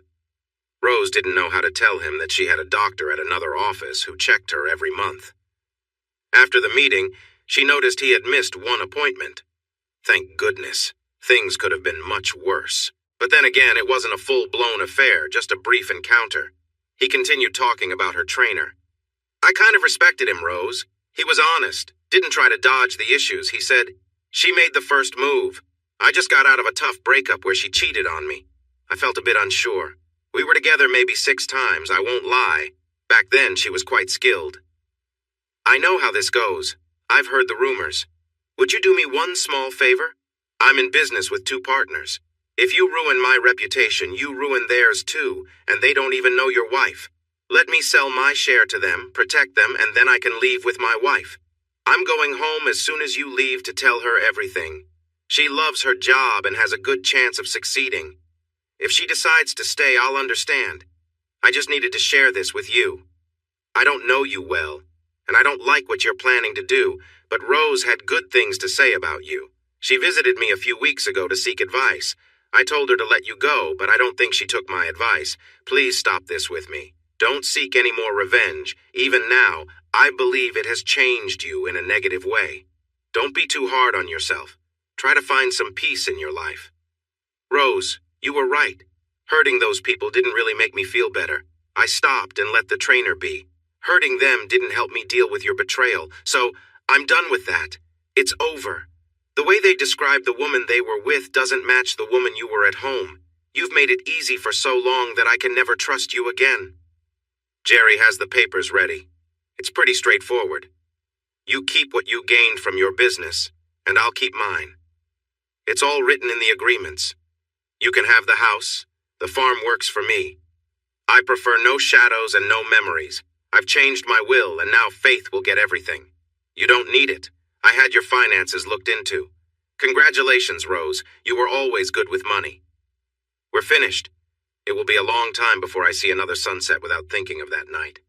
Before I go, if you want to say something, now is your chance. He waited patiently while she gathered herself. I'm so sorry, Charlie. Even now, I don't understand why I acted the way I did. I still want a life with you, but I know that can't happen anymore. I wake up at night and reach for you, and when I remember, I cry all over again. I want to make you an offer that I have thought about a lot. I won't fight the divorce. You deserve it. But if you ever need me for anything, call. Anything, okay? I want you to promise that if you haven't met anyone new in 2 years, you'll think about going out with me again. No strings attached, just two people trying to see if they could be together. Can you promise me that? No, Rose, I can't promise that. I can only promise that when the time comes, I'll consider it. That's the best I can do. Goodbye, Rose. Charlie left her weeping at the table. Jerry and her lawyer had reviewed the agreement, believing it was best for everyone involved. Rose didn't read it. She just signed where instructed. The next day, she called Faith, who came over and stayed for a week, comforting her during those first few days of tears. At times, Faith would visit her dad at his office and farm. He seemed a bit emotional, but was doing okay overall. Faith realized his pain ran deeper than her mother's, and she kept a close watch on him. So there it was, a fairy tale life shattered. But time goes on. Rose dedicated herself to her business and in 6 years expanded her offices significantly. She was more open now and no longer felt the need to hide. Though she preferred younger companions, she understood them well and kept things focused on her interests. At 61, she surprised everyone by marrying a man who was nearly 70. She gave her old house to Faith and moved into his small mansion. There were whispers in her offices about their relationship, suggesting that while they appeared to be in love, he faced challenges and didn't mind if she had quiet meetings with others from time to time. Faith would sometimes check in on her father, but she was busy with her own business and had met someone special. He sold veterinary supplies, mostly online, but every few months he traveled for about a week to visit the places he worked with, to see what they needed. He was tall and handsome, with a gentle approach that both animals and people responded to well. He also seemed very strong. Faith was working with a stallion that was acting out because he could sense a nearby mare. When the horse raised his head high, he nearly lifted her off the ground. Just as the stallion was about to run off, a strong hand grabbed his halter. The horse tried to shake free, but the grip held firm. The man kept talking calmly, and soon the stallion settled down. She called Nancy and her groom to take the stallion back to his stall. "Thank you," she said, extending her hand. "He was pretty excited. You really saved me. I'm Faith." "Charlie," he replied, a strange look crossing his face. "And don't underestimate yourself. The halter would have had to break before you let go." "Besides," he said, smiling and still holding her hand, It's not just animals. Look at how silly people act around someone they're drawn to. Faith felt herself blush, realizing he was still holding her hand. His handshake was firm but friendly, and she could feel warmth from his grip. He eventually let go. "Nice to meet you, Faith. I need to get back to work now." He walked into the clinic, smiling confidently, his steps sure and purposeful. After completing her tasks, Faith felt a bit annoyed to see her assistant at the counter, chatting with Charlie. And here she is. "Faith, meet Charlie. He supplies most of our materials. He comes by sometimes, but you missed him last time when you were out delivering a colt. Charlie, this is Faith, the owner and head vet." "We've met," he said, offering his hand again. "How about lunch? I'm new here and don't know the best spots. Plus, we can write it off a salesman visiting the owner." Heather waited, expecting Faith to respond as she usually did, having turned down many men, customers, and salespeople with the same offer. Shock didn't quite capture what she felt when she heard Faith ask for a moment to get ready. She liked his truck, an F-150 with a secure cover for the back. He noticed her glance. "I prefer bigger vehicles. It gives me space to carry more samples and papers." This led them to chat about new medications available. He surprised her by mentioning that his company created brochures with information about various procedures and surgeries. These brochures could help people understand care tips for their pets, the diseases they might face, and the warning signs to look out for. They arrived at a diner and parked next to another truck that looked similar. It was an F-250, almost identical. Faith smiled. She took his hand and headed straight for a table. A man in his late years was sitting there with a much younger woman who appeared to be pregnant and was speaking rapidly. She paused as they approached. "Hey, Carla, just one more month to go?" "Carla, this is Charlie." She turned to the older man. "Dad, meet Charlie, my future husband. And Charlie, meet my dad, your future father-in-law." Everyone but Faith looked surprised. "Just kidding. Seriously, Charlie, this is my dad, and Dad, this is my lunch date. Charlie, what's the special today?" They all calmed down. Carla and Faith chatted nonstop about the baby, while the two Charlies discussed a variety of topics, landing on business last. Charlie Sr. was keen on offering a line of do-it-yourself pet care products. When Charlie the Younger learned that he owned 4 possible stores for his products, he was stunned. Faith suddenly clapped her hands on the table, capturing everyone's attention. "Enough talk about babies and pets. What's for dessert?"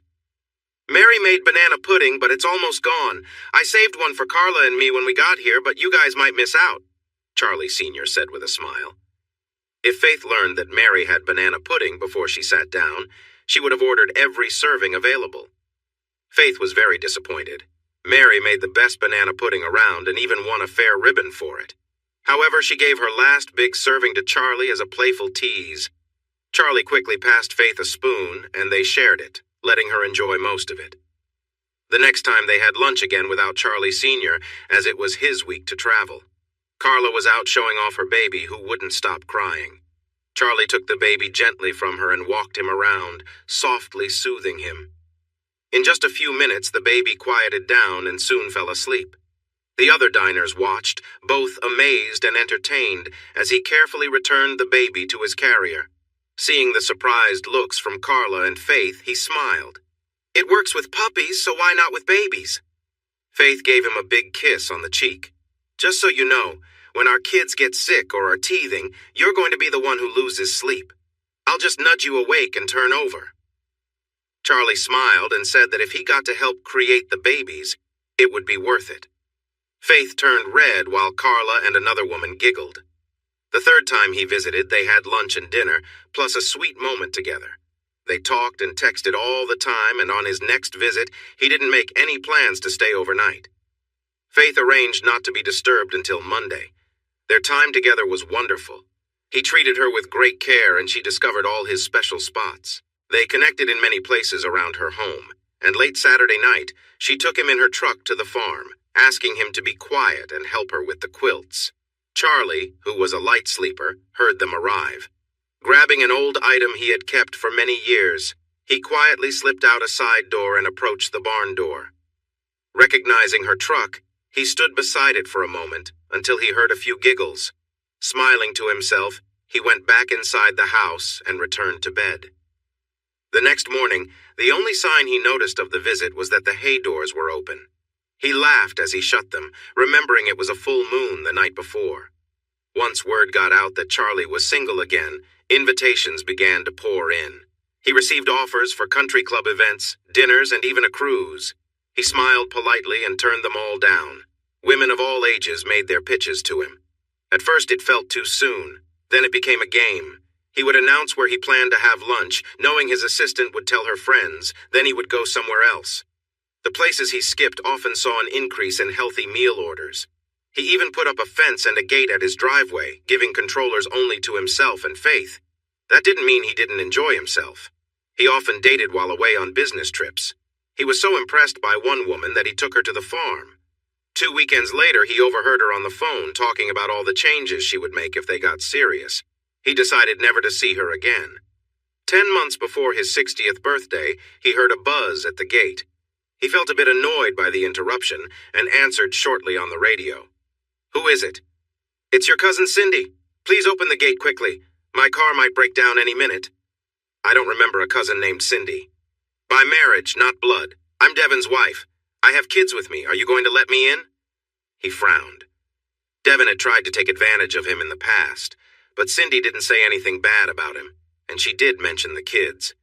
He decided to open the gate. A faded old minivan pulled up beside his truck, making strange sounds as if it could stop at any moment. 3 kids jumped out, asking where the bathroom was. A young girl, about 13, came out, and he was surprised by how much she looked like Faith at that age. She was holding the hand of a small girl who looked about 3. Cindy was the last to come out, clearly nervous. She took a deep breath and straightened up. "I'm not going to sugarcoat this. I'm really struggling here. Devin did something similar to me as he tried to do to you.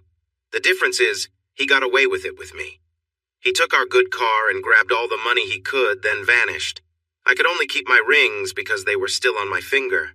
I managed to sell them for gas money. I didn't expect the gas mileage to be so bad, and it took everything I had to get here." The little girl started to fuss, and the 13-year-old directly asked Charlie for some food for her sister. He was shocked to learn that none of them had eaten since lunch the day before, and now it was dinner time. He led them to the kitchen. "I have cheese and crackers. Give those to snack on. Here, give the little one some cereal. It will fill her up faster. Your mother and I will handle dinner." He had planned to smoke a pork loin, but instead he cut it into pieces and grilled it. One of the neighbors had given him a dozen ears of corn, so he put those on the grill too. He assigned Cindy and Faith to make tea and lemonade. Cindy found some cabbage and made slaw, while Faith microwaved potatoes. In about 45 minutes, everything was ready. He felt anger towards his cousin as he watched the kids eat eagerly, worried about when they might eat again. After they finished, he went to the barn and made a phone call. The new county sheriff was John Goins, a retired SBI agent. With great qualifications, he was just unfortunate to be a Democrat in a strongly Republican county. Still, he had done better than Sheriff Andy Rogers in his first run. Maybe next time people would be open to a change. 10 months before the next election, Charlie decided to visit John. Straightforward, he asked if John was thinking about running again. "I want to, but I'm not sure I'll have enough support this year." "Look me in the eye, John. Tell me you are a good man, one who will follow the law fairly, a man who wouldn't betray a friend." "I'm your man, Charlie." "I don't want you to be my man, John. I want you to be the county's man. I need you to talk to the campaign planners I brought here and get back to me. That's all I ask." He got into his truck and drove off. The men he wanted John to talk to were used to working on larger campaigns and guided him on what he needed to do. John reviewed the plan. "This is going to require a lot of money I'm unsure I can gather. It's all been arranged.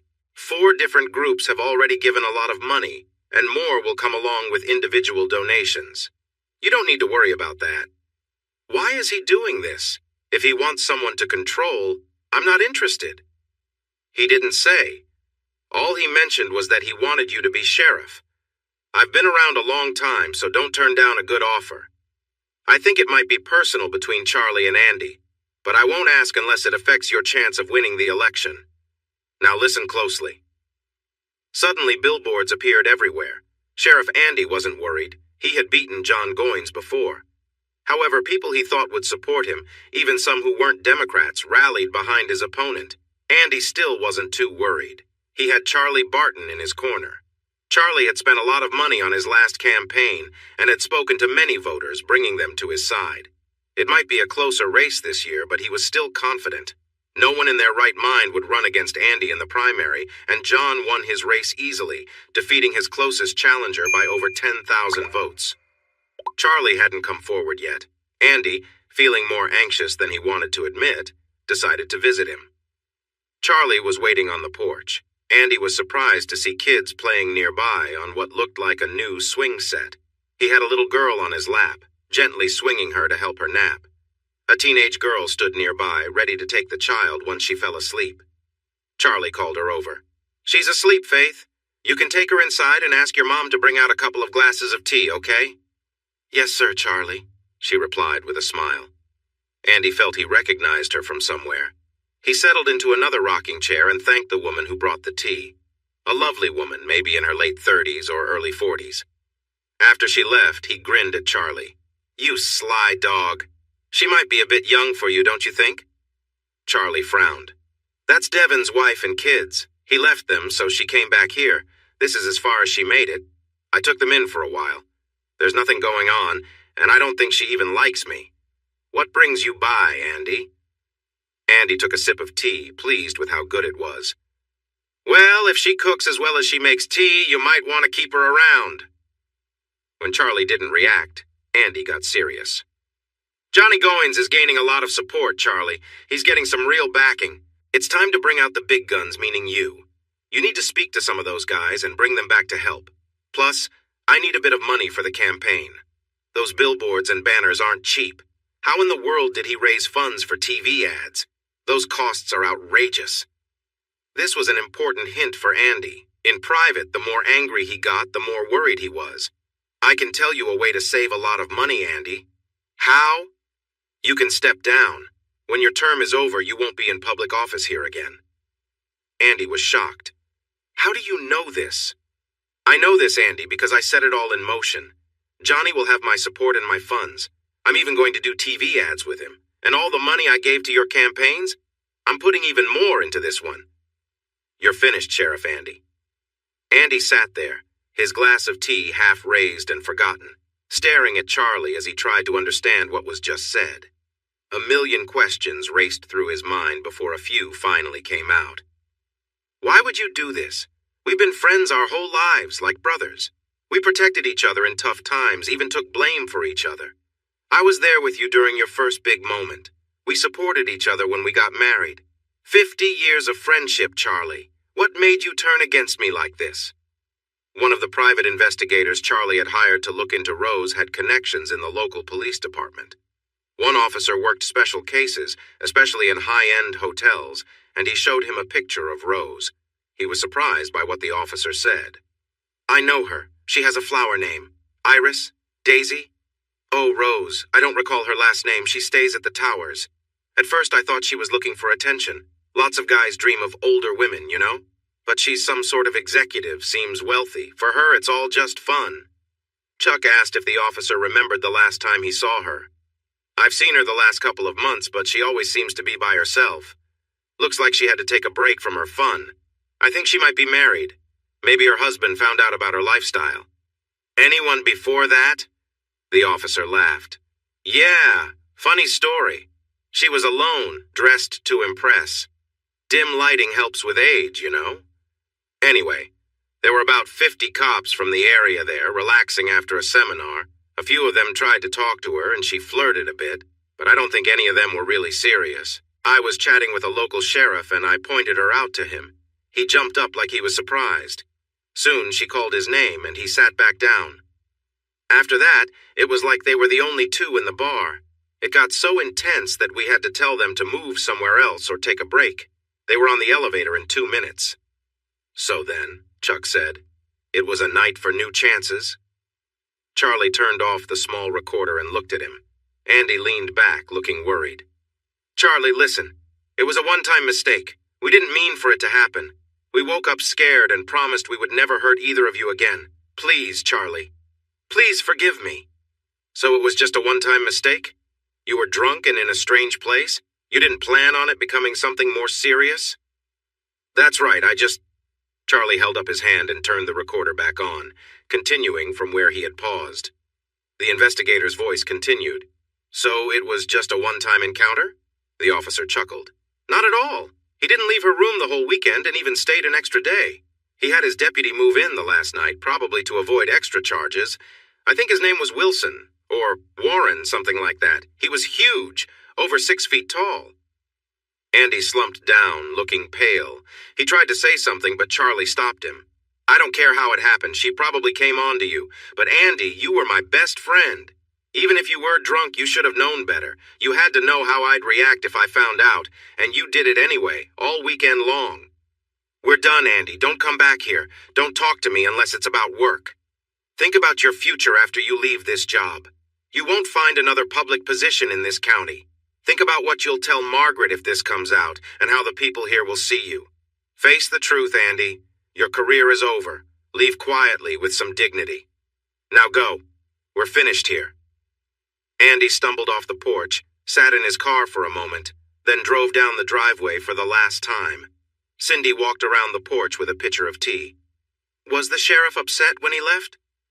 Just a little dust, Charlie replied. Grace, the 3-year-old, came out behind Cindy. She tapped her mother's leg to get her attention. Charlie, cuddle, she said. He laughed, picked her up, and moved over on the swing to make room for Cindy. Don't get too close, Charlie. We'll be leaving soon. Charlie smiled. You keep saying that, yet here we are. What are you doing with the money you've been earning?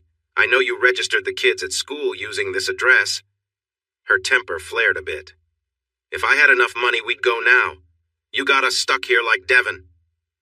This hit him hard at the end of a long day. He got off the swing and went inside. 5 minutes later, he returned with a check and handed it to her. She looked at it, then back at him in shock. It was made out to her for $5,000. Stop by the Jeep dealership on your way to deposit this. I asked Vic to find you something used and reliable. Just take whatever he offers. Use this money to get settled. You can start at the store next Monday. It won't pay a lot, but it will help with bills, and the kids will get free daycare. Do you think you can be ready by Friday? Cindy was taken aback. This was not the response she expected. She thought she might stir him up a bit and get him to notice her more. While she thought about what to say, she heard a sob and turned to see her daughter, Faith. Charlie had reacted when she introduced her, and she had smiled. Yes, I borrowed her name because I always liked it. I thought it stood for my future. I really got that wrong. Faith and Grace, the youngest, had really connected with him. They were at the age where they needed a father figure.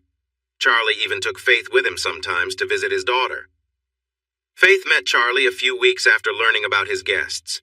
She smiled when she was introduced to the new Faith and observed how much the girl looked like her at that age, even finding an old photo album to show her.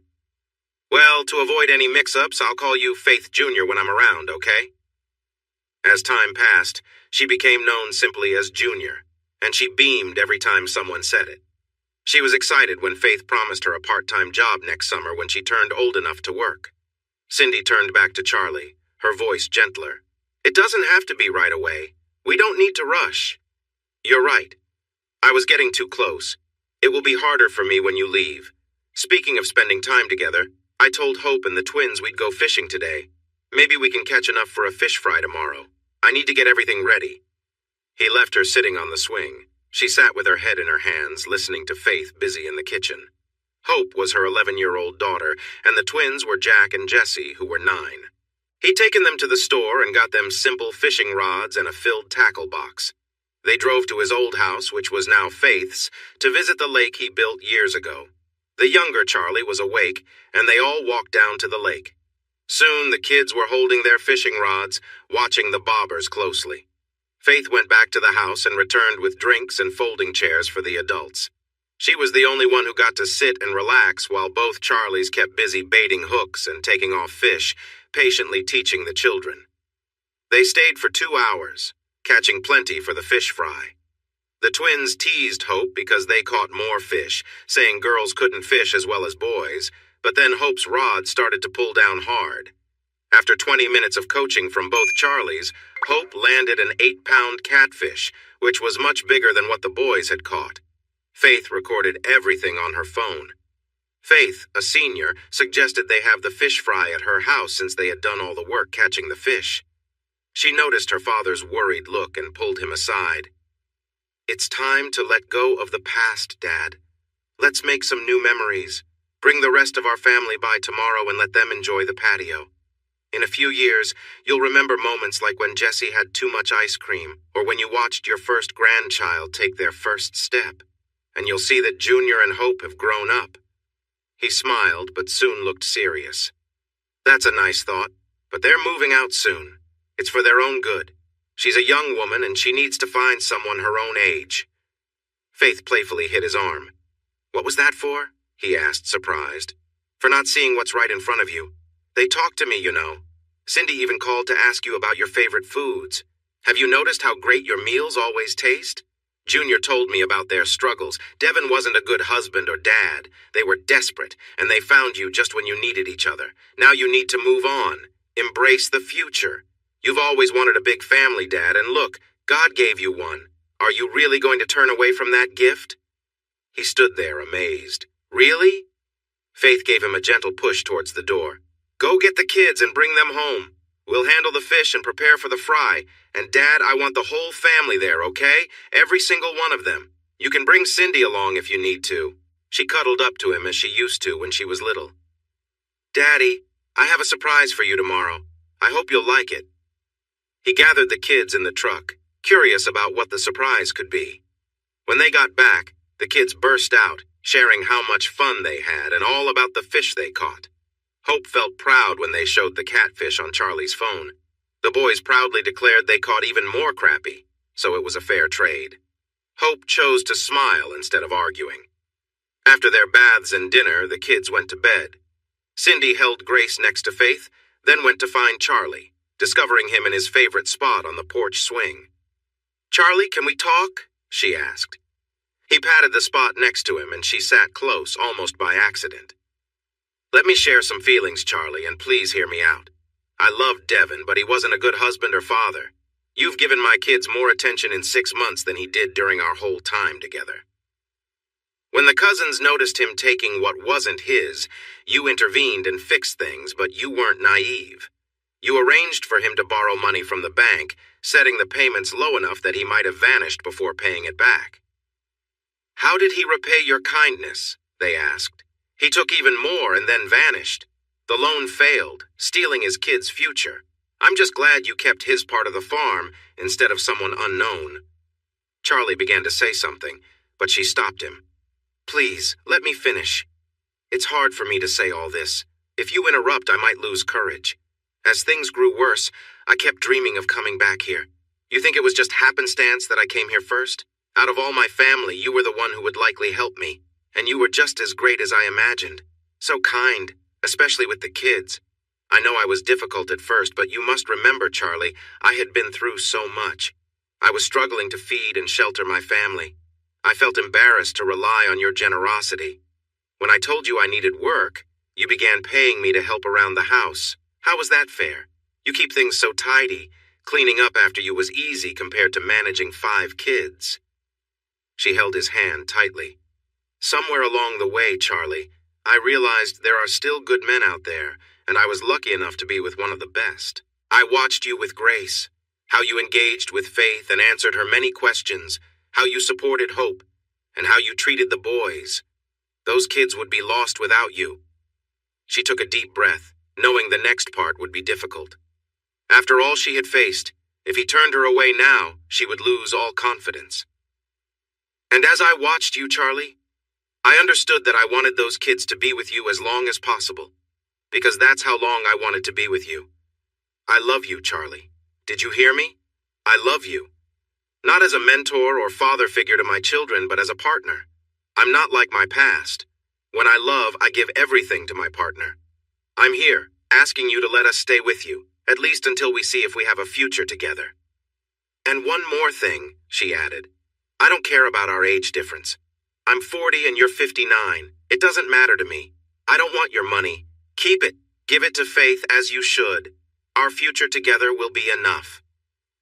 Connie leaned against him, feeling nervous as she waited. Charlie sat silently, making her anxious. "If that's true, why did you want to leave?" he asked. "Oh, Charlie, it hurt so much when you gave me that check. I didn't want to go. I wanted you to ask me to stay. I struggle with confidence, remember? I wanted you to take the next step. That's why I'm here now, trying to fix my mistake." He looked at her, his expression serious, and she feared she might have lost him for good. But then, he bent down and kissed her. It took her a moment to soak in what just happened, and then she kissed him back. He finally pulled away, smiling. "It's a good thing you're good-looking because you aren't very smart." He thought she was pretty. Wait, did he just call her silly? He hurried to continue before she could think too much. "Did you ever consider just telling me how you feel? Because I've liked you for a while, but I held back because of the age difference. Look at all the time we've wasted. If he thinks he can call me silly and get... Wait, he feels the same way? I really care about this man." They sat on the couch hugging and kissing until the kitchen light turned on.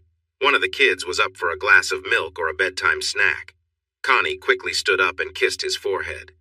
"This conversation isn't over," she whispered as she went inside. He playfully tapped her shoulder, smiling. "It sure isn't, little lady." "Just wait," she thought. "I'll show him." The next morning, all the kids watched in surprise as Cindy climbed onto Charlie's lap and gave him a kiss during breakfast. Hope and Faith understood right away. They would explain it to the twins later. "Kids, your mom and I need to go into town for about an hour. Promise me you'll behave for Faith or no fish fry for any of us, understand?" They all agreed, and off they went. When they reached the dealership, Charlie told her to pick anything new that could fit the family. "I thought I was getting a used one. Used was for leaving. New is for never leaving. Got it?" Never leaving? That meant... She hugged him tightly and kissed him. The sales manager watched with a smile. This would be fun to share with everyone at the diner. 90 minutes later, Connie was driving her new van home. Home! It felt great to think that. The kids jumped out to check out their new vehicle. When they arrived, Faith smiled. It seemed Dad was still able to learn new tricks. She hugged and kissed all the kids, including Grace, who was happily held by Charlie. "Connie, Jr., can you help me with the food? TY has been cooking for a while. There should be enough to start with." It was a lovely afternoon. They ate and relaxed. Faith had set up the badminton net, and she and Junior played against Hope and Charlie. The boys discovered the horseshoe pits, and Charlie showed them the basics before joining Connie and Grace for some fun with colorful balls. When it was time to leave, Junior brought out an overnight bag. It looked like she and Grace were having a sleepover. Hope and the boys were tired and fell asleep right after their baths. Charlie and Connie soon found themselves sharing sweet moments on the porch swing, hands intertwined and smiles bright. "Ah, if it weren't for the kids." Connie laughed, asking, "What about the kids? If this happens, you're going to be stuck here with me. They will hear us sooner or later. I still wish we had some privacy." "Well, unless you know another spot I don't, we'll just have to wait." Charlie looked out at the yard, upset, as the moonlight broke through the clouds and lit up the barn. "Come on," he said, grabbing her with one hand and the old quilt with the other. Connie giggled as they reached the door. "Really, Charlie? The barn loft? Are we acting like kids, sneaking away from our parents?" "No, we're two grown-ups on our land, trying to escape the kids for a bit. Now hurry up the ladder and I'll help you." She was halfway up the ladder when she felt his hand slide under her dress. She let out a surprised squeal. "Charlie, stop that! You want me to fall? Oh, that feels nice. Just a little more. That's it. Oh, now." She laughed down at him. "That serves you right. I hope you don't slip on what I left behind. Come on, move faster or I'll start without you." Just as he reached the top of the ladder, her dress flew over his face. When he got it out of his way, she was lying comfortably on the blanket, the moonlight shining on her. He paused to stare at her in amazement, but then she smiled and said, "I told you I'd get started without you. Come over here and see if you can keep up before you tire out." She felt a rush of excitement. Maybe this loft idea wasn't so bad after all.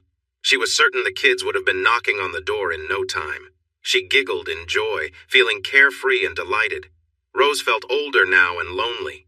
She was making good money, probably as much as Charlie, but she knew it wasn't a competition. Charlie only cared about money to ensure he could take care of those he loved. Over the past 5 years, she had many different partners. They ranged in age, including a 19-year-old who was quite energetic. The moments shared were thrilling, but afterward she felt empty. Rarely did they stay the night, and when they left, Rose would curl up and dream of being held tightly all night. Andy had called her after his run-in with Charlie. She didn't feel sorry for him. "You should have slipped away right after we were together. You're the one who wanted to stay the weekend. You better hope Charlie never finds out the truth. I can't believe you talked me into that." Charlie really cared about William's wife, so if he found out for sure, he would tell her right away. The conversation took a turn, but it made her think about Charlie again. She had seen him 3 times in the last 4 years, twice at funerals and once at a restaurant when he was visiting one of his stores. She thought about saying hi, but he was with a woman, and it seemed like they were enjoying each other's company. The way they interacted made that idea go away. Oddly, she felt a little jealous. She wished that woman would keep her distance. Then she remembered Charlie wasn't hers anymore, and he hadn't been for 5 years. It was time to move on. She quietly slipped out, leaving money for her unfinished meal and a generous tip. At the second funeral, Rose approached Charlie, chatting about Faith until they were alone. "Charlie, do you remember that offer I made when we parted? Have you thought about it?" He seemed troubled by the memory. "Yes, I remember. I'm sorry, Rose, but I can't accept it. There's too much going on for me to consider it. I hope you have a good life. We'll see each other sometimes, especially since we need to help our daughter get married soon. Excuse me, but I have to go." She watched him walk away, feeling her heart break again. He still looked great and fit, even a bit thinner, which suited him. She couldn't believe how foolish she had been. That night she stayed with Faith, something she did often when she was in town. She met Charlie T.Y. and could tell from Faith's eyes that he would soon be her son-in-law. She liked him a lot, especially when she noticed he had similar views as her Charlie. Rose and Faith had reconciled to the point where they still went on their annual shopping trips together. It wasn't as much fun since Faith was pretty conservative, except when it came to certain items, where she had quite the imagination. Rose looked at some pieces and thought how she wished such things had been around when she and Charlie were younger. If they had been, maybe he wouldn't have aged so much. She figured Faith was shopping for her Charlie. She made a comment about one selection. "That's pretty, but it doesn't seem comfortable for long." "Mom," Faith giggled, "these aren't meant to be worn for long. They're for looking good and coming off quickly. If my Charlie leaves anything like this on me for more than 5 minutes, it's gone." Rose smiled, recalling moments from her past with Charlie that were more memorable than others. She woke up from a light sleep, still thinking about a dream she had of her and Charlie in a hayloft. Making a quick choice, she quietly got out of bed, put on the most daring outfit she had, and slipped out of the house. Soon, she reached the entrance to Charlie's driveway, surprised to find the gate still open. Everyone was tired, and since Charlie had 4 beers, Connie had driven and forgot to close it. She parked behind the barn, trying to think of a plan as she walked to the door. Halfway there, she paused. What was that sound? Then she heard voices. "Charlie, be careful. I'm not using protection, and I could get pregnant, please." The last word was a shout, as she felt the moment peak and another wave of feelings washed over her. Rose could hear heavy breathing as they settled down. "Charlie, if I get pregnant, I'll—" She heard Charlie laugh. "If you're pregnant, we'll name him Junior and take care of him just like our other kids. I hope you are pregnant. In fact, I think we should try it again just to be sure. What do you say?" Connie reached for him, laughing. "What if it's a girl?" "It's a boy. I can tell. And if it's a girl, do you think naming her Faith the Third would be too much?" "Oh, Charlie, that feels amazing. Let's talk about names." "Ah!" Rose turned away, tears in her eyes, her dreams shattered, and drove home. She left the next morning without saying a word. 2 years later, she met Freddie, who was 6 years older but still healthy and attractive for his age. They connected and spent time together. She continued to have her fun but kept it separate from them. When he asked her to marry him, she said no and told him about her past, being completely honest. She was surprised by his response. "I'm impotent, Rose. I haven't been able to for 5 years. There's nothing out there that can help, and I've looked into everything. So if we get married, it will be for love and companionship. I'll let you have your fun on the side, as long as it's discreet and away from our home if you promise to always come back to me."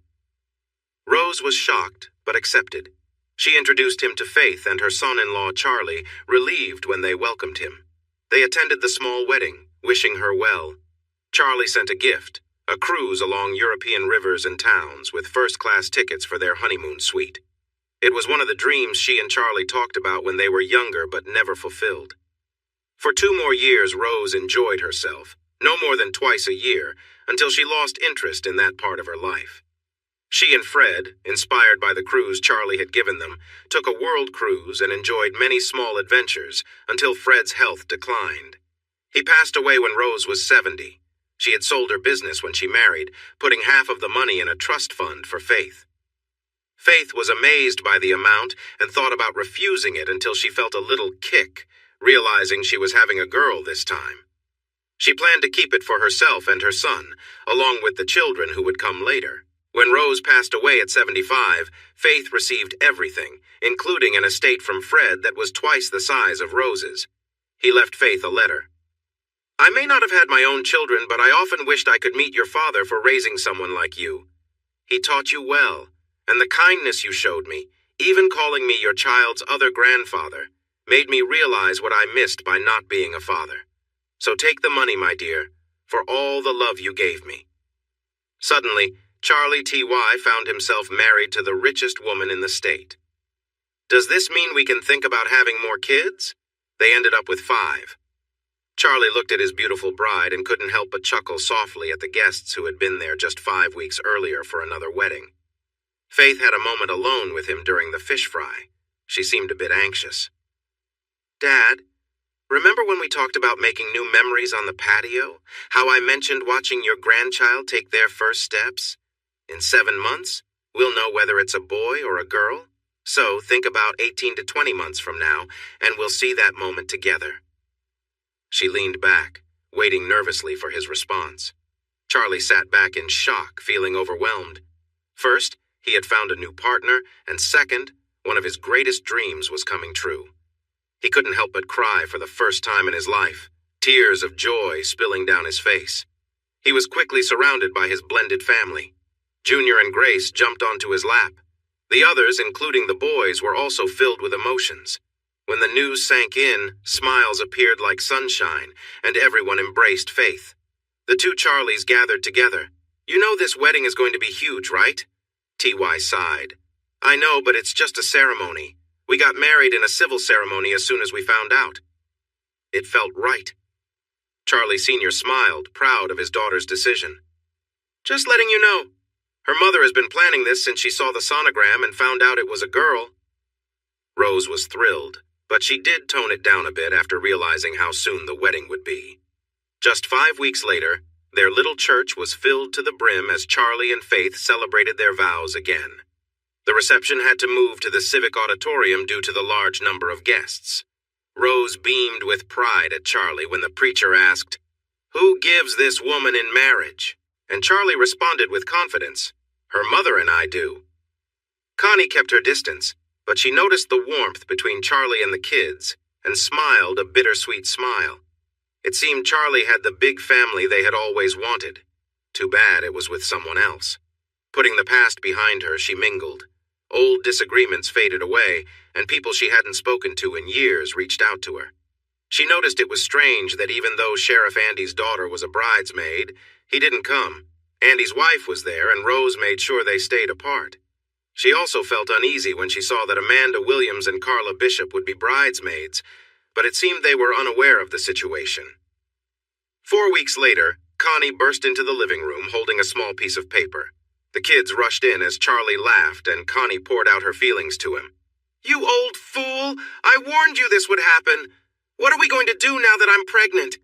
She fell into his embrace, tears streaming down her face. He lifted her chin gently and kissed her. "It means we are going to do what we discussed in the barn. We're going to raise this child with love just like we do with our other kids. And yes, it seems I need to marry you. What a challenge this is." He let out an exaggerated sigh. "When the little one arrives, you'll help with all the sleepless nights and caring for the baby. and I expect you to be a supportive dad, but don't worry. The kids we have now will help you learn the ropes. And how do you know I'll marry you? I think we'll let the family decide, and you're not allowed to vote. Kids, how many of you think it's a good idea for me to marry this old fool? Can you manage with him as he gets older? I know he's a bit on the older side, but he seems healthy enough. If we take care of him, he might stick around a while. What do you think? She counted the votes. Looks like everyone agrees. So, old fool, you're stuck with us. No backing out now. Wait! Shouted Faith. It's not official yet. He hasn't asked you properly, and I don't see any ring. Is this how you want to start? Hope chuckled, repeating Faith. Yeah, really, Dad? Grace, not quite getting the situation, joined in. Way why, Dad? Charlie laughed loudly, playfully setting Connie down on the floor. Boys, help your dear mother up. The girls and I are off for a shopping trip. Soon, Charlie and the girls, including Grace, were on their way to the jewelry store. The owner, Jack, knew Charlie well and was surprised to see him with all the girls. He was even more surprised when Charlie explained the reason for their visit. Jack, what do you have in terms of engagement and wedding rings? I have a good selection, Charlie. Who are they for? Charlie seemed taken aback by the question. Well, they're for me, Jack. More specifically, they're for the woman I want to marry. Now show me what you have. They looked at all the lovely rings, and the girls even tried some on, discovering that Faith and Connie wore the same size. Eventually, they chose a beautiful set, the most expensive one in the store. Then Charlie surprised the jeweler again. Do you have matching bands for the girls? I'm not just marrying her, I'm welcoming the whole family. He turned to the girls. How does that sound to you? You can wear them on your pinky, look down, and feel part of a caring family. The cheers brought Grace back to her feet, and a shopkeeper helped Charlie pick out a small ring just for her. She smiled as she admired it on her little finger. Charlie tried to take it off, but she held onto it tightly. They left the shop, rings on their pinkies, carrying a brightly wrapped box. The jeweler watched them head into a local restaurant before turning over the closed sign. It was 11:30. He glanced at the surprised saleswoman. Well, come on, which place do you prefer, the diner or the sandwich shop? Do you want someone else to spread the word that the old silver fox is finally settled down? She grabbed her purse. I'll take the sandwich shop, you take the diner. I probably won't be back until 1:30. Jack nodded. Good idea. See you then.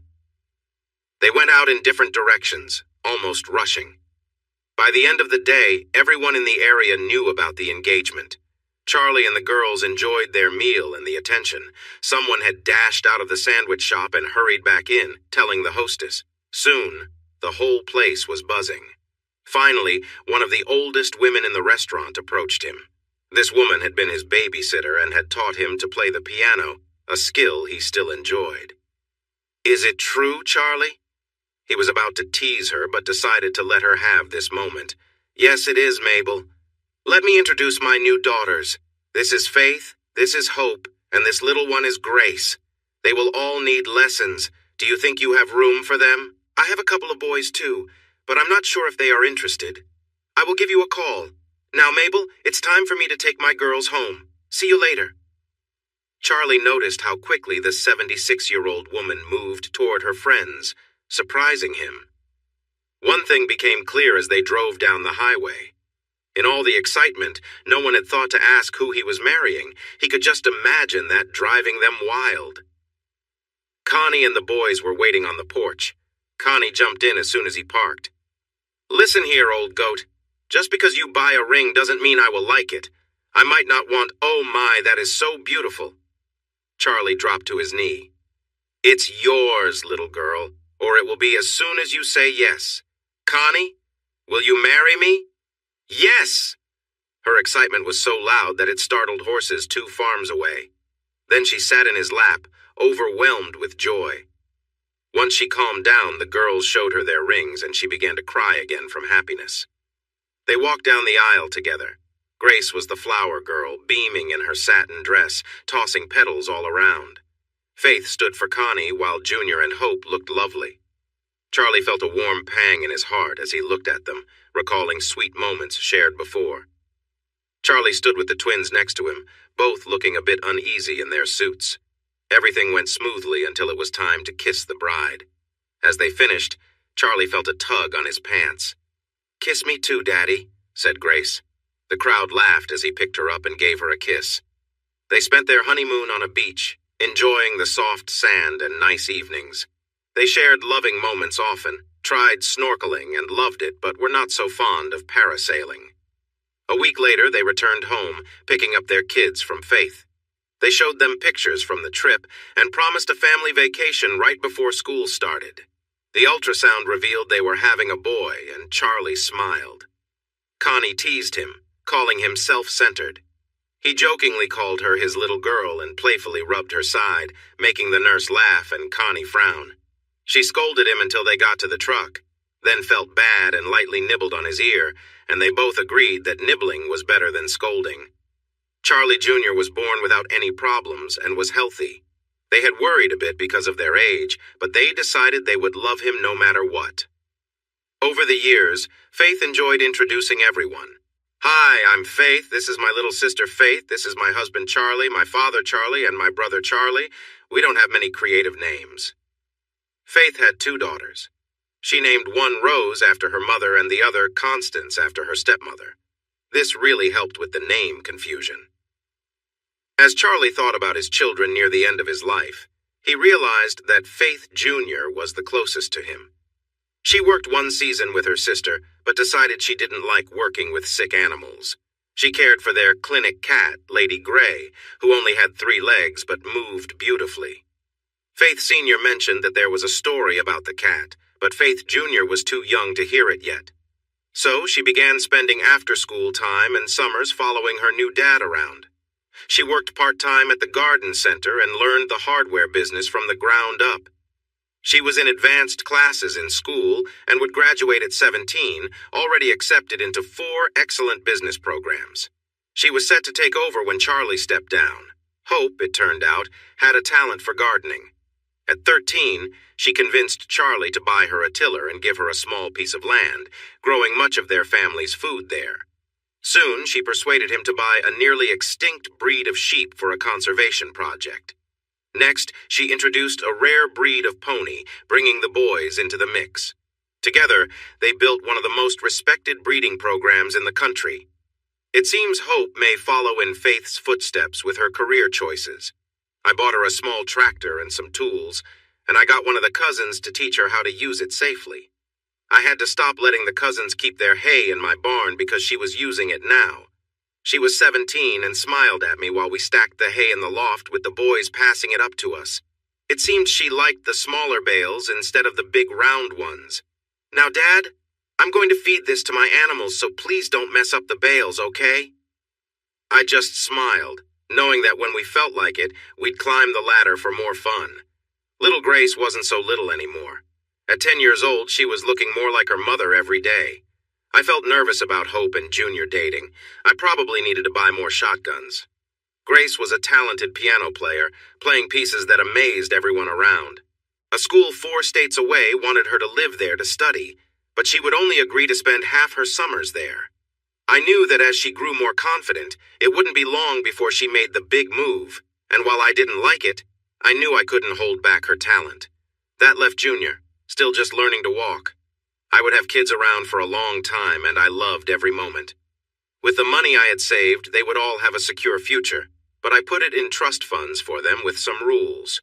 They had to finish college, and if they didn't, the trust would be held for an extra 5 years. They also had to work and manage their money for 2 years before they could access the trust. I apologized to Faith Sr. for using some of her inheritance. She laughed and said her mother would make up any loss, and she didn't want to stop her siblings from getting their shares.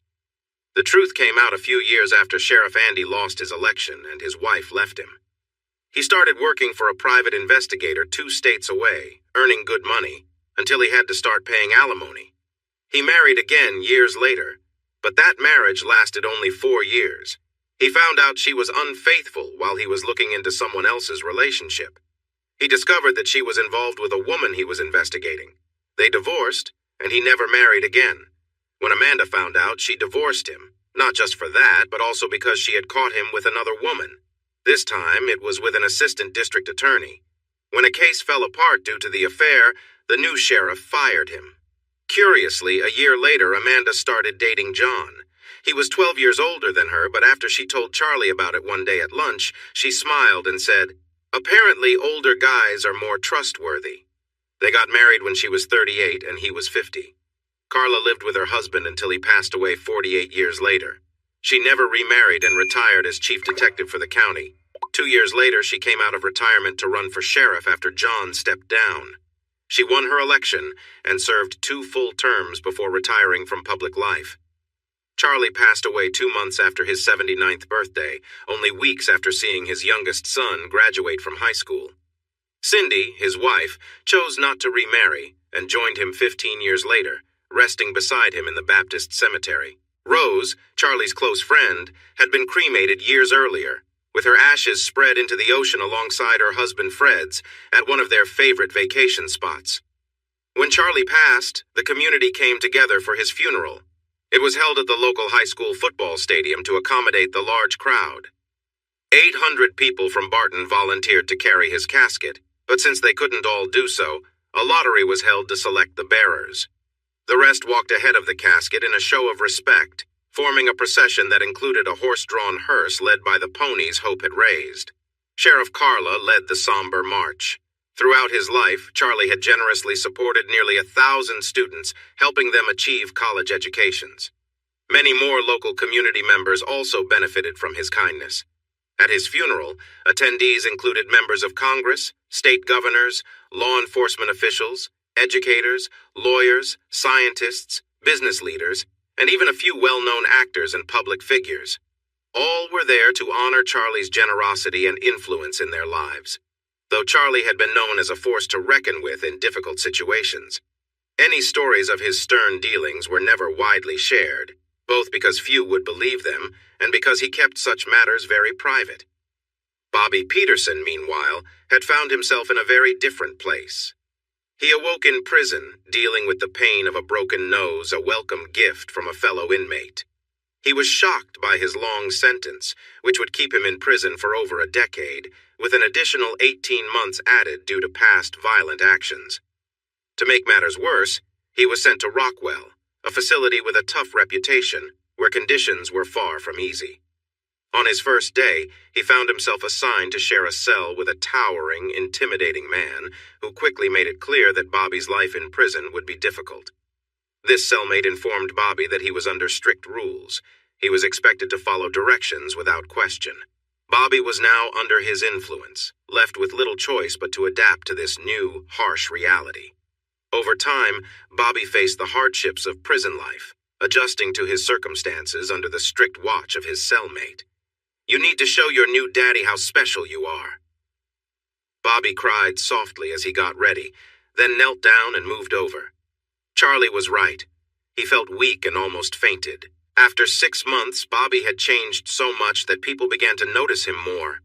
His daddy sometimes let others spend time with him, and some even marked their signs on his skin. By the 5th year, there was hardly any space left for more marks. He had a new daddy by then, someone who had a way to keep him safe. This new daddy was kinder and didn't want to share him. Bobby, having been in that environment, fell in love. He felt very sad when his daddy had to leave. After 3 months of being passed around, he was freed early for good behavior. His father had stopped visiting him after 6 years, and there was no one waiting for him. As the crowd got smaller, he spotted his prison daddy, the one he liked, waiting for him. He rushed into his arms and they went home together. His daddy helped him change his appearance, getting him a few enhancements and helping him look his best. Bobby began to work at a cosmetics counter while also fixing motorcycles, and a year later they got married. So, in his own way, despite all he went through, he found happiness in the end. Bobby read about the news of his daddy's passing, which made headlines because of the people who attended the funeral. It didn't affect him much. At that time, his adopted child was teething and quite fussy. He comforted the baby, feeding him ice chips until he fell asleep. Interestingly, they named him Charlie. Hey everyone! Thanks for watching. Don't forget to subscribe and turn on notifications so you won't miss any of the exciting stories we have coming up. What do you think about the characters in this story? Let us know in the comments. We'd love to hear from you.